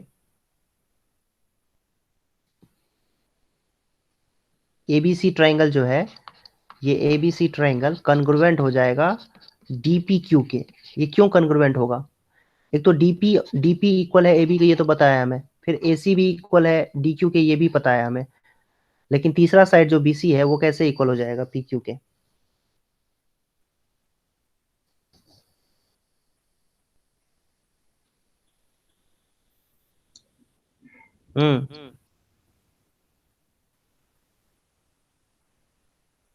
बताओ कैसे कन्ग्रुएंट हो जाएगा? सर ये तो सोचा ही नहीं कभी। ABC और DPQ कैसे कन्ग्रुएंट हो जाएगा? अब हाँ, ये चीज नहीं सोचा है तुमने कि देखो अब ये होगा क्या यहाँ पर, कि तुमने जैसे इसके इक्वल किया हुआ है, ये DP को तुमने AB के इक्वल लिया है और AC को तुमने DQ के इक्वल लिया हुआ है। ओके, तो अब यहाँ से तुम ये, एक मिनट, आवाज क्यों, एक मिनट, सब माइक बंद कर लो बेटा, सभी बच्चे माइक बंद कर लो अपना, आवाज रिपीट हो रही है। तो अब इसमें ये DP ABC और DPQ कैसे कन्ग्रुएंट होगा, ये समझने की कोशिश करते हैं हम। पहली बात तो ये कि यहां से तुम ये समझो कि DP बाई PE, क्या DP बाई PE को तुम DQ बाई QF लिख सकते हो? Yes sir. क्यों लिख सकते हैं बताओ? ये जैसे मान लो एक सेकंड के लिए, हाँ, ये X है, ये नहीं, BPT तो पैरेलल होगा तब ना, PQ तुम्हें पता थोड़ी है कि पैरेलल है, PQ पैरेलल होता है तब ऐसे लिखते हैं ना। आई बात समझ में कि नहीं आई, बताओ? Yes sir. ठीक है, देखो ये अगर मान लो X है, ये AB X है, तो DP भी X होगा, क्योंकि हमने ऐसा कंस्ट्रक्शन किया हुआ है। और मान लो कि ये Z है, तो ये भी Z हो जाएगा। ठीक है, तो ये DQ भी Z हो जाएगा। अब इस बात को समझो कि तुम्हें ना ये दिया हुआ है, ऑलरेडी दिया हुआ है, AB बाई DE की जो वैल्यू है, AB बाई DE की जो वैल्यू है वो BC बाई EF के इक्वल दिया हुआ है, और साथ ही साथ AC बाई DF के भी इक्वल दिया हुआ है। तो यहाँ से हम, अच्छा चलो ये ना भी ले, XYZ ना भी लेते हैं तो कोई इशू नहीं है, इसको छोड़ दो, छोड़ो, हटाओ इसको। तुम ये समझो कि यहाँ से DP बाई PE जो है, DP बाई PE को भी हटाओ भाई। तो ऐसे समझो कि DP यहाँ पर, ये जो गिवन फैक्ट है ना, इसमें पुट कर दो, जहां पर भी AB है वहां पर DP पुट कर दो। AB कहाँ है, ये दो DP, AB की जगह पे DP पुट कर दो, तो DP बाई DE हो जाएगा, और इक्वल टू AC की जगह पे DQ रख दो, तो यहाँ पर इसमें AC की जगह पे DQ रख दो, तो DQ बाई क्या आ जाएगा बेटा, DF आ जाएगा। एग्री, समझ में आया ये? Yes sir. यस हाँ, सर। तो ये क्या क्या आया हमारे पास, DP बाई DE आ गया, DP बाई DE आ गया, DQ बाई DF के इक्वल। तो अभी अभी हम लोगों ने थोड़ी देर पहले, याद करो तुम लोगों को मैंने बताया था कोरोलरी ऑफ BPT, याद आया? Yes, corollary of, yes sir. Sir. हाँ, तो इसका ये तो तब होता था ना, DP by DE equal DQ by DF, तो तब होता था ना जब हम कहते थे कि PQ पैरेलल होगा EF के, तभी तो होता था ऐसा। Yes sir. हाँ। ठीक है, इसकी वजह से क्या हुआ कि जब DP को हमने AB के इक्वल कंस्ट्रक्ट कर दिया और AC को DQ को, और रिप्लेस कर देंगे इससे, तो DP by DE DQ by DF के इक्वल आ जाएगा, और उससे हम ये क्लेम कर सकते हैं कि PQ जो है वो पैरेलल हो जाएगा EF के, कन्वर्स ऑफ BPT। ये क्या हो जाएगा, कन्वर्स ऑफ बीपीटी से। ये रेशियोज इक्वल हैं तो ये भी। अच्छा, कुछ लोग बच्चों के दिमाग में कहते हैं ये बीपीटी तो फॉलो हो ही नहीं रहा है, तो तुम एक काम और कर सकते हो, थोड़ा सा मेहनत और भी कर सकते हो। तुम ये क्या कर सकते हो, देखो इसको उल्टा कर दो। उल्टा करोगे तो ये आ जाएगा रेसिप्रोकल, रेसिप्रोकल कर दो। फिर दोनों साइड में से -1 कर दो, डी बाई डी पी में से 1 माइनस कर दो, और इधर भी D F by D Q में से 1 माइनस कर दो। अब तुम एलसीएम लोगे, एलसीएम लोगे तो क्या आएगा बेटा, एलसीएम लोगे तो डीपी एलसीएम आ जाएगा, ऊपर क्या होगा डी माइनस डीपी। इधर एलसीएम लोगे तो डी क्यू एलसीएम आ जाएगा डी एफ माइनस डी, और डी में से डीपी को माइनस करेंगे, देखना जरा, देखना जरा, डी में से डीपी को माइनस करेंगे तो क्या आएगा, पीई। क्या आएगा sir PE. PE PE, yes PE, और अपॉन में डीपी, और इधर की तरफ क्या आएगा QF QF. Very upon good, DQ. Upon में डी क्यू। और इसको फिर से उल्टा कर दो, फिर से उल्टा करोगे तो ये आ जाएगा DP by P is equal to D Q by Q F. तो अब तो हो गया ना BPT follow, DP by P D Q by Q F, DP by P yes DP sir. By P D Q by Q F. तो अब तो कह सकते हैं ना पैरेलल है, कन्वर्स ऑफ बीपीटी से। तो ये हम कह सकते हैं यहाँ से, एक काम भूल जाता हूँ मैं बार बार, पी क्यू पैरेलल है ई एफ के, यहाँ से कह सकते हैं पी क्यू पैरेलल है ई एफ के। तो यही चीज करना था, पी क्यू पैरेलल है ई एफ के।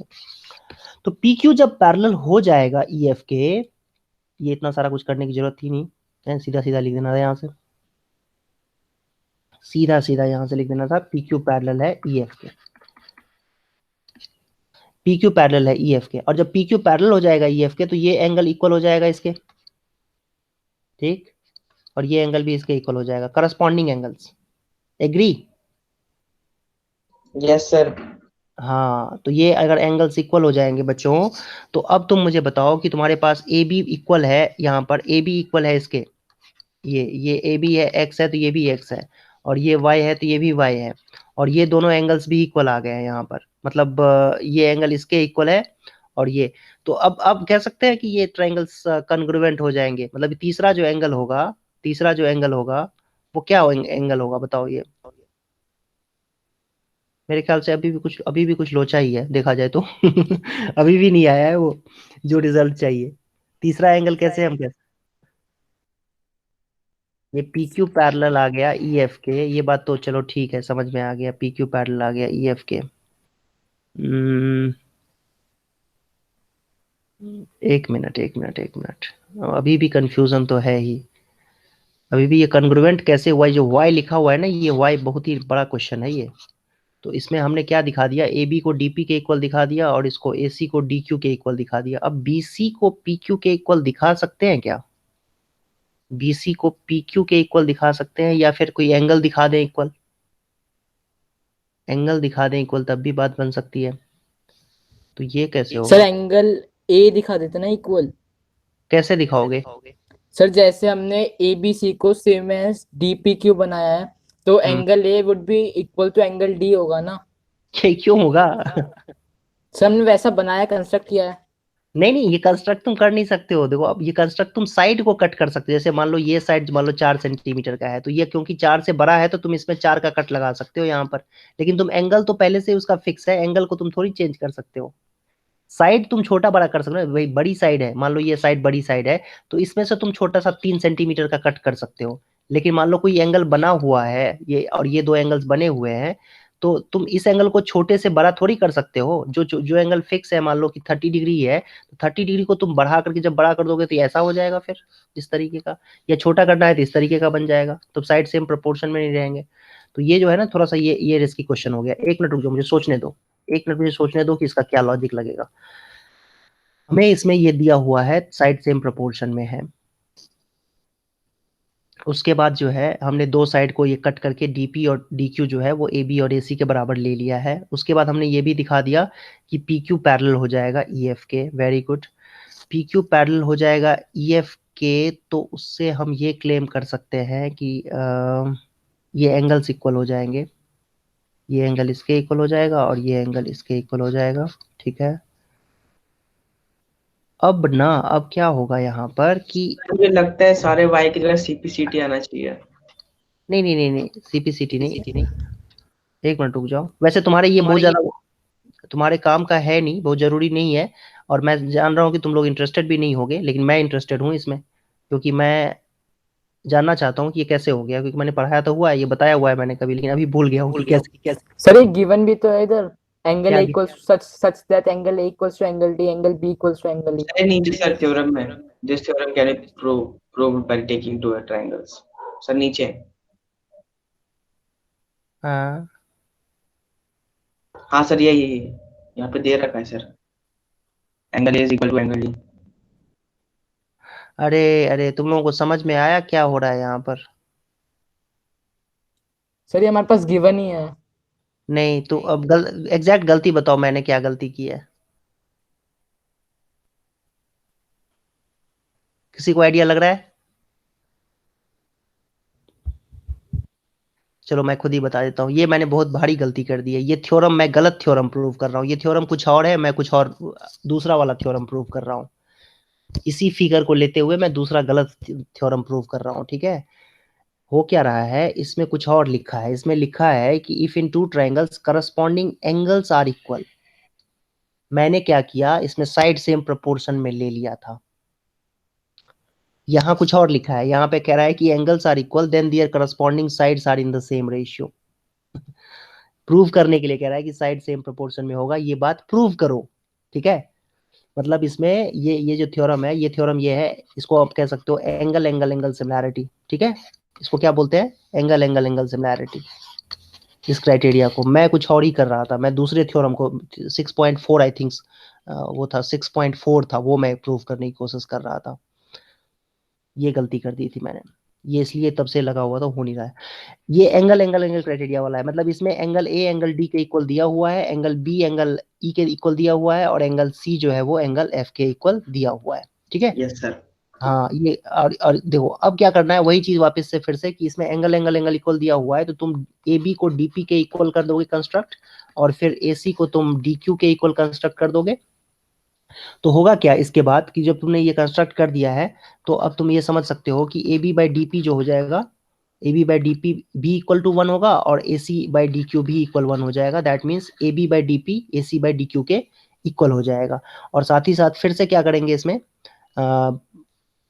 ट्राइंगल तो कन्ग्रुएंट होगा ही नेचुरली, क्योंकि अब कह सकते हैं ना, क्योंकि एंगल इक्वल दिया हुआ है, तो ये ए ऐसे एस से हो जाएगा ट्राइंगल कन्ग्रुएंट, ये भी एक्स है तो ये भी एक्स है, ये भी वाई यस है तो सर। ये भी y है, और ये बीच वाला एंगल जो है ये भी इक्वल हो जाएगा, तो ट्राइंगल्स जो कन्ग्रुएंट हो जाएंगे, ये y जो लिखा हुआ है, y लिखा हुआ है, ये y का रीजन होगा एस से एस, दोनों ट्राइंगल्स कन्ग्रुएंट हो जाएंगे, और कन्ग्रुएंट हो जाएंगे तो फिर ये जो p एंगल है, ये किसके इक्वल हो जाएगा? b के इक्वल हो जाएगा, और बी नेचुरली के सर। हाँ, और ये जो Q है वो इसके इक्वल हो जाएगा C के, और फिर ये क्या होगा कि फिर से क्या होगा कि ये अब P एंगल E एंगल के इक्वल हो जाएगा, ये दोनों एंगल्स आपस में इक्वल हो जाएंगे, और ये दोनों एंगल्स भी आपस में इक्वल हो जाएंगे, Q और F पॉइंट पे जो एंगल्स बन रहे हैं, और दोनों एंगल्स जब इक्वल हो जाएंगे बेटा, तो ये लाइन हो गया पैरेलल, PQ हो गया पैरेलल, और PQ पैरेलल हो जाएगा, तो DP बाई P इक्वल हो जाएगा आपका DQ बाई QF के, ठीक? DP by P yes sir. Equal हो जाएगा, हाँ डीपी बाई पी इक्वल हो जाएगा D Q by Q F के। और साथ ही साथ एक बात और, जो A B by D E है, A B by D E है, वो इक्वल हो जाएगा फिर किसके? A B by D equal हो जाएगा किसके?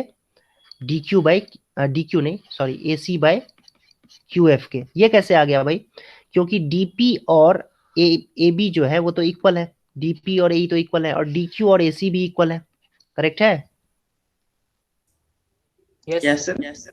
हाँ, और एक्चुअली में होना क्या चाहिए था, एक्चुअली में यहाँ पर डी नहीं, यहाँ पर पी होना चाहिए था, पी होना चाहिए था, और यहाँ पर ना क्यू एफ नहीं, बल्कि हाँ क्यू एफ ठीक तो है, ये पी होना चाहिए था, D A B by P E is equal to A C by Q F होना चाहिए था, तो यहाँ पर हाँ चलो ठीक है, ये तो ठीक लिखा है, क्यू एफ लिखा हुआ है, ये मैंने पी डी लिख दिया था, पी लिखना चाहिए था मुझे, D P by P is equal to A B by P हो जाएगा, और डी क्यू को ए सी से रिप्लेस कर देंगे तो ये क्यू एफ हो जाएगा। ओके, अब इसके बाद आप समझो कि A B by PE, A B by PE है अगर A C by Q F के इक्वल, तो आप मुझे ये बताओ कि जब ये dp बाई पीई इक्वल था dq बाई क्यू एफ के, तो आप कोरोलरी ऑफ बीपीटी को याद करो, कोरोलरी ऑफ बीपीटी से जब dp बाई पीई इक्वल दिया हुआ है, D Q by Q F के, तो आप ये भी तो लिख सकते थे ना, DP by DE is equal to D Q by D F, corollary of BPT से, याद करो। Yes sir. ठीक है, हाँ, और अब डीपी को रिप्लेस कर दो ए बी से, तो A B by DE is equal to क्या आ जाएगा, ए बी बाई डी किसके इक्वल आ जाएगा, डी क्यू को रिप्लेस कर दो ए सी से, क्योंकि ए सी के इक्वल था ये, तो डी एफ के इक्वल आ जाएगा ये, तो A B by D equal आ गया A C by D F के इक्वल आ गया।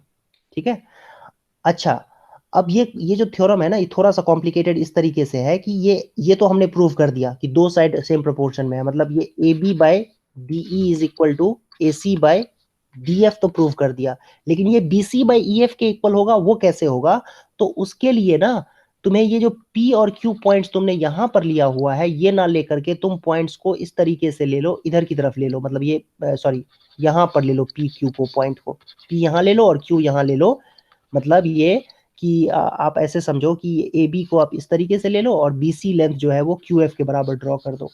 ये ना कंस्ट्रक्शन जो डिफरेंट तरीके से कंस्ट्रक्शन करेंगे, तो फिर हम A B by D E को ये भी प्रूव कर सकते हैं कि B C by E F के इक्वल हो जाएगा।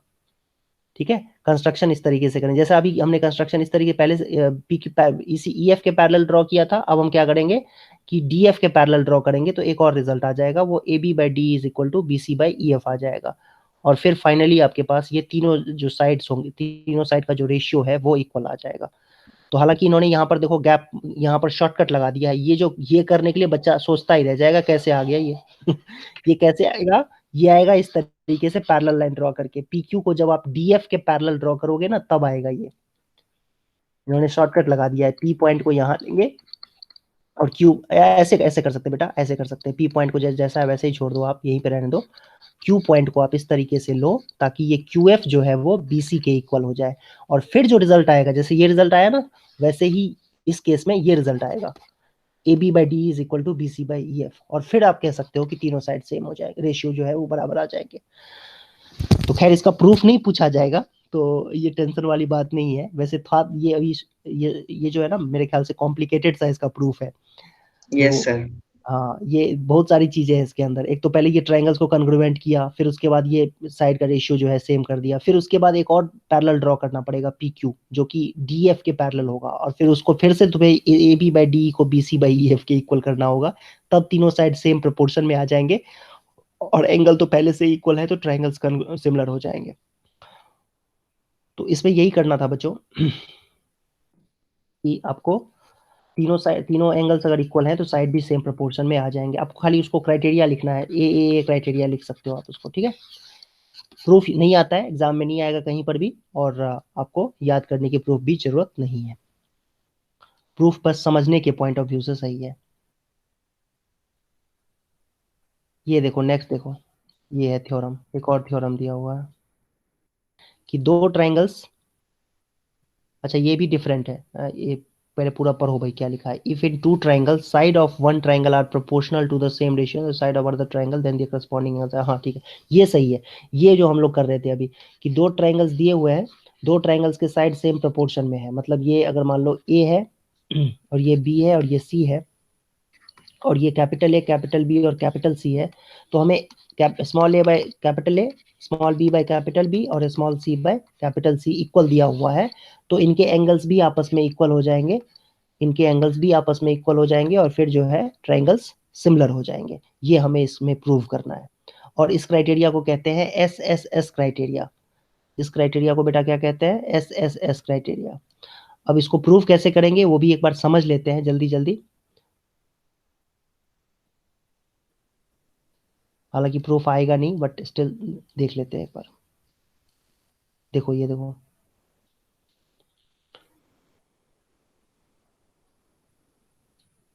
इस तरीके से देख लेते हैं।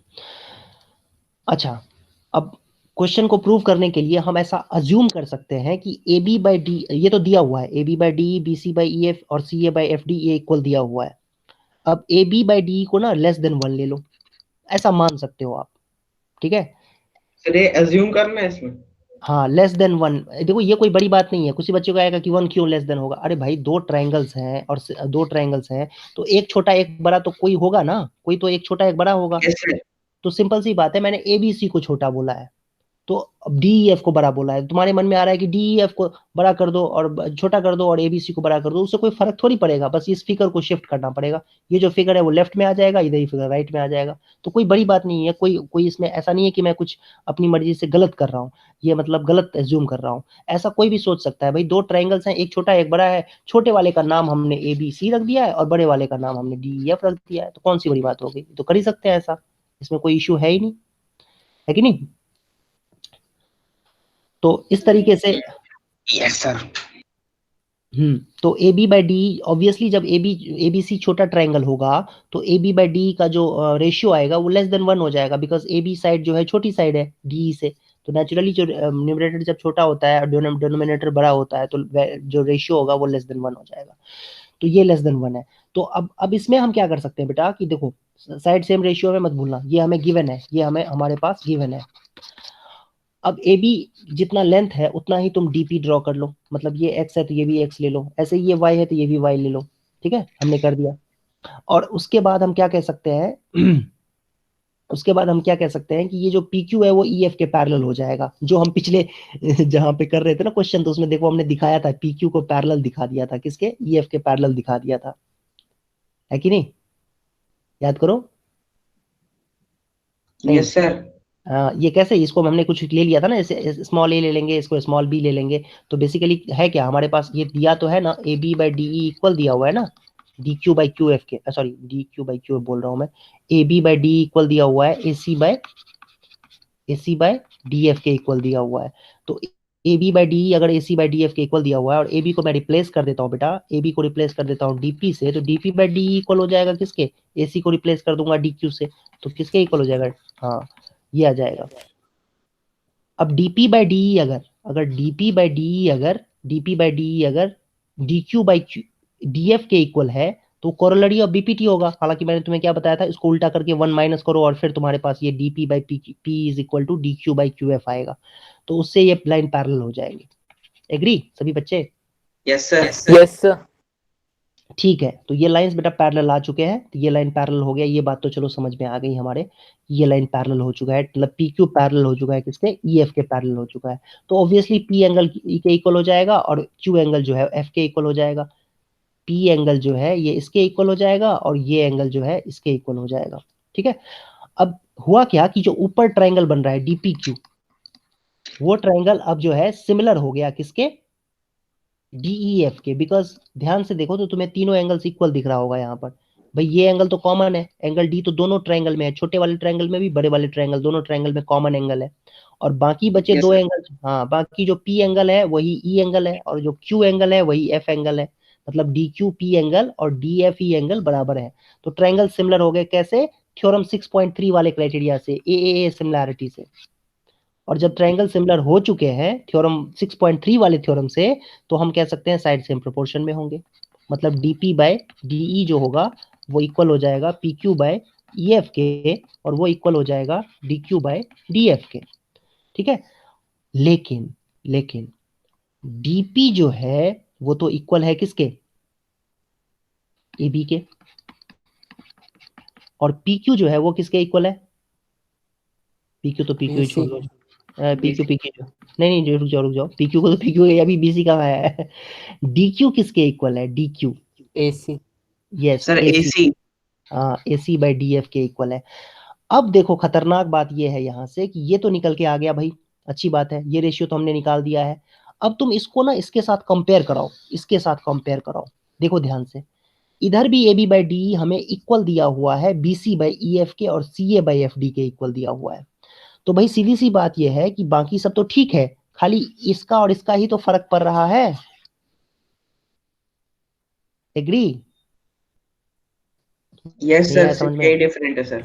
Yes sir. बाकी तो सब कुछ सेम है, खाली इस यही दोनों तो इक्वल इक्वल जो है आने चाहिए, तो ये अब obviously A B by D जब P Q by E F के इक्वल है और ए बी बाई डी जब B C by E F के इक्वल है, तो क्लियरली हम कह सकते हैं कि B C by E F भी P Q by E F के इक्वल हो जाएगा, और फिर बी सी जो है वो पी क्यू के इक्वल हो जाएगा, बीसी जो है वो पीक्यू के इक्वल हो जाएगा इस तरीके से, और बीसी जब पीक्यू के इक्वल हो जाएगा तो फिर क्या होगा कि ट्रायंगल्स एबीसी और डीपीक्यू कॉन्ग्रुएंट हो जाएंगे, S S S similar. SSS criteria से, ठीक है।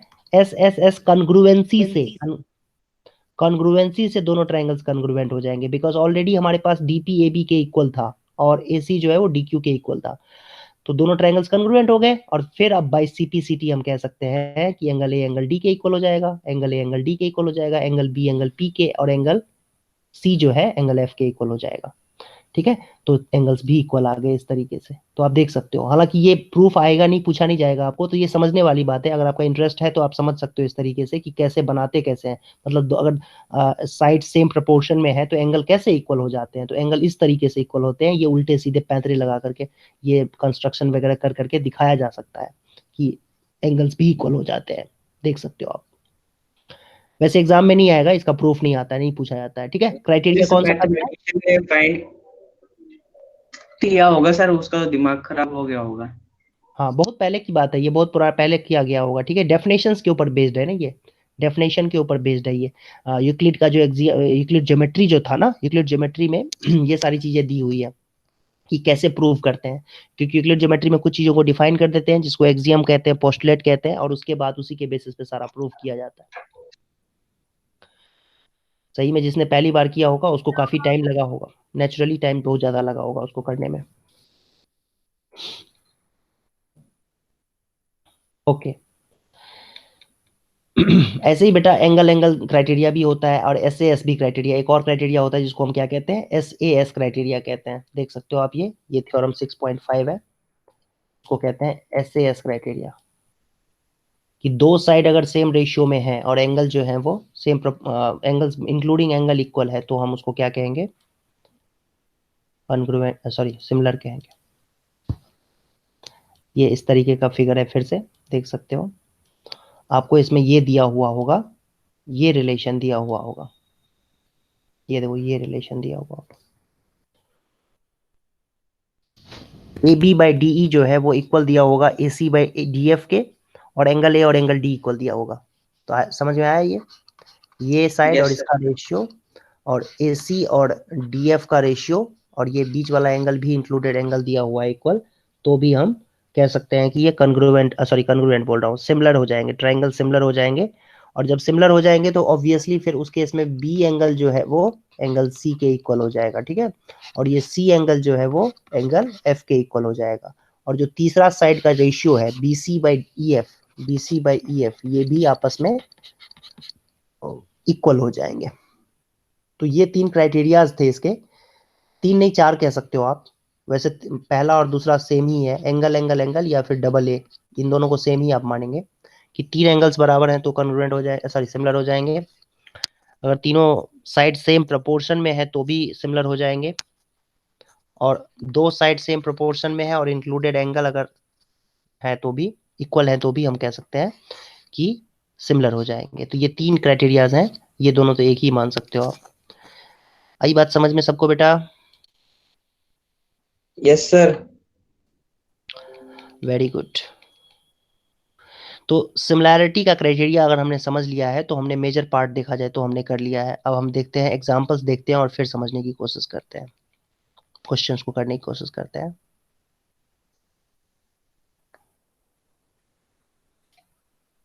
ये देखो एक एग्जांपल देख लेते हैं जल्दी जल्दी।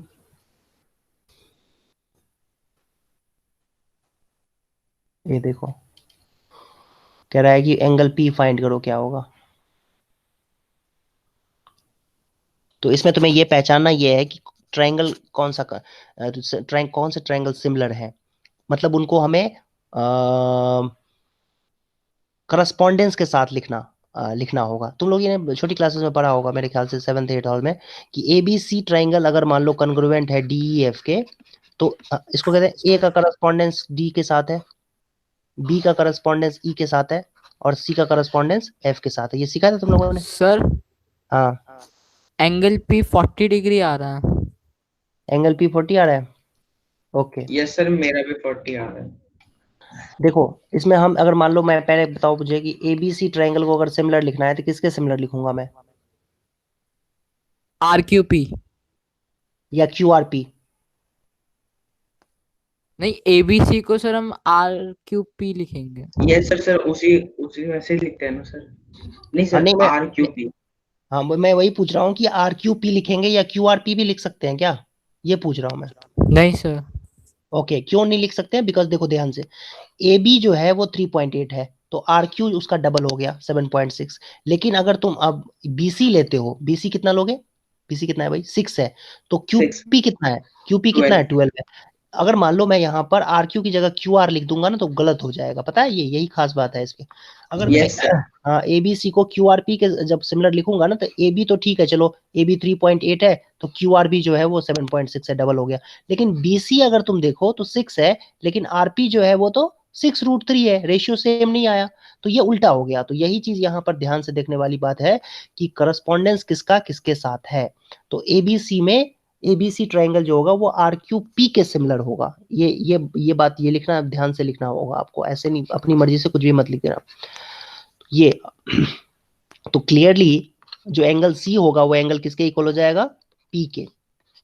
लेकिन एंगल एंगल C जो है वो तो 40 डिग्री है I think, angle sum property से 80 60 140, तो 40 डिग्री हो जाएगा, तो एंगल P 40 डिग्री आ जाएगा। तो आई होप आप लोगों को ये समझ में आया कि मैंने क्या बताया। करस्पॉन्डेंस बहुत इंपॉर्टेंट है, यस सर। करस्पॉन्डेंस के साथ लिखना जरूरी है बेटा। ओके,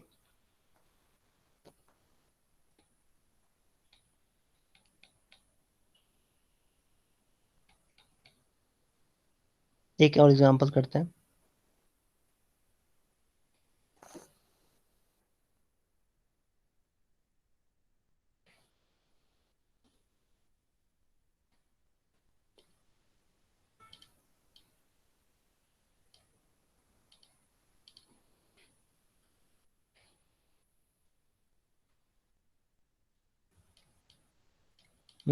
इस क्वेश्चन को कर दो।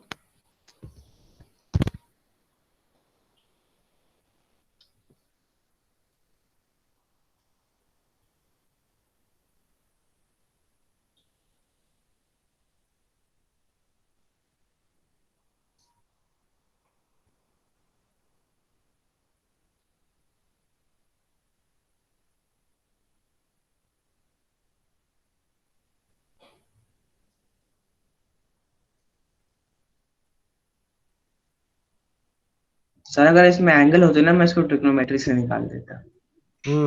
हाँ नहीं नहीं, वैसे नहीं, ट्रिग्नोमेट्री से नहीं करना है, सिमिलर ट्रायंगल लगाओ। सिमिलर ट्रायंगल लग तो रहा है, एंगल एंगल सिमिलैरिटी हो तो रहा है, यस दिख रहा सर। है। नहीं सर, मैं बता रहा था कि वैसे भी हो सकता हाँ था। हाँ, वैसे भी कर सकते हैं, बिल्कुल बिल्कुल, ट्रिग्नोमेट्री से भी कर सकते हैं।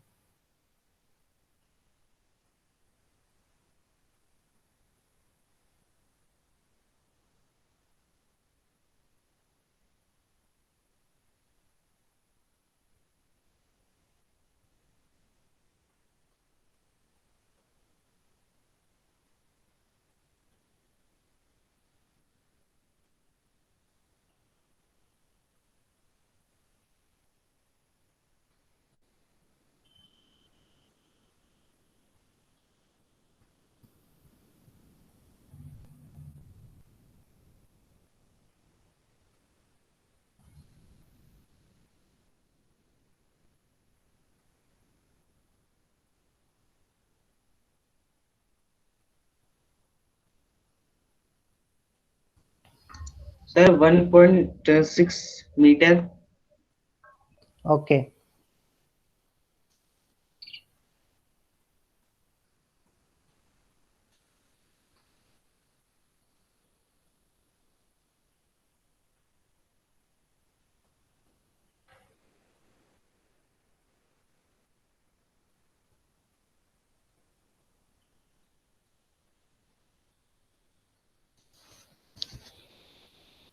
देखो इसमें क्या करना होगा, पहले तो ये समझो कि एक लड़की है, उसकी हाइट 90 सेंटीमीटर है, ये 90 सेंटीमीटर है, ठीक है।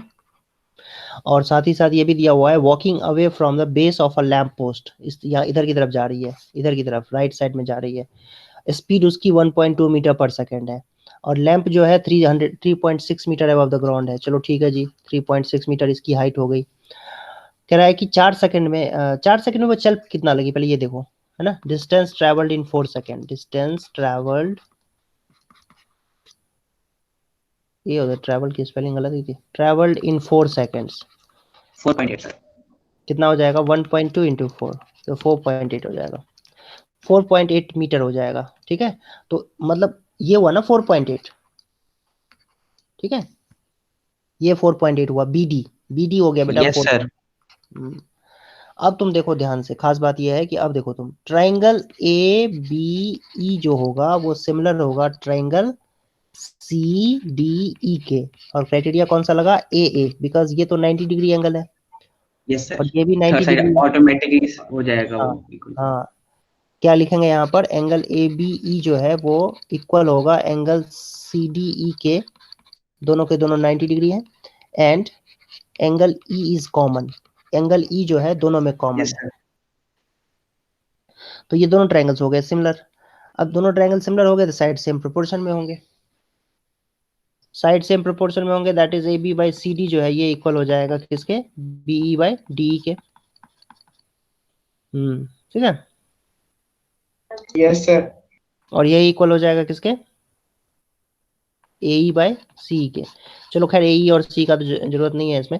ए बी कितना दिया हुआ है देखो 3.6 डिवाइडेड बाई सी डी कितना दिया हुआ है पता नहीं, सी डी 90 सेंटीमीटर है, 90 सेंटीमीटर को बेटा कैसे लिखेंगे 0.9 ना, और बी कितना है बच्चों पता नहीं है, बी कितना है,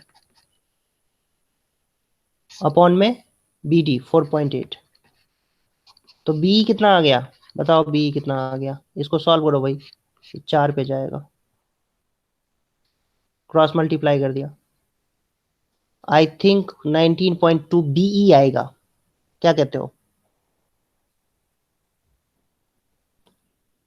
बीई की लेंथ आई, लेकिन शैडो की लेंथ कितनी है,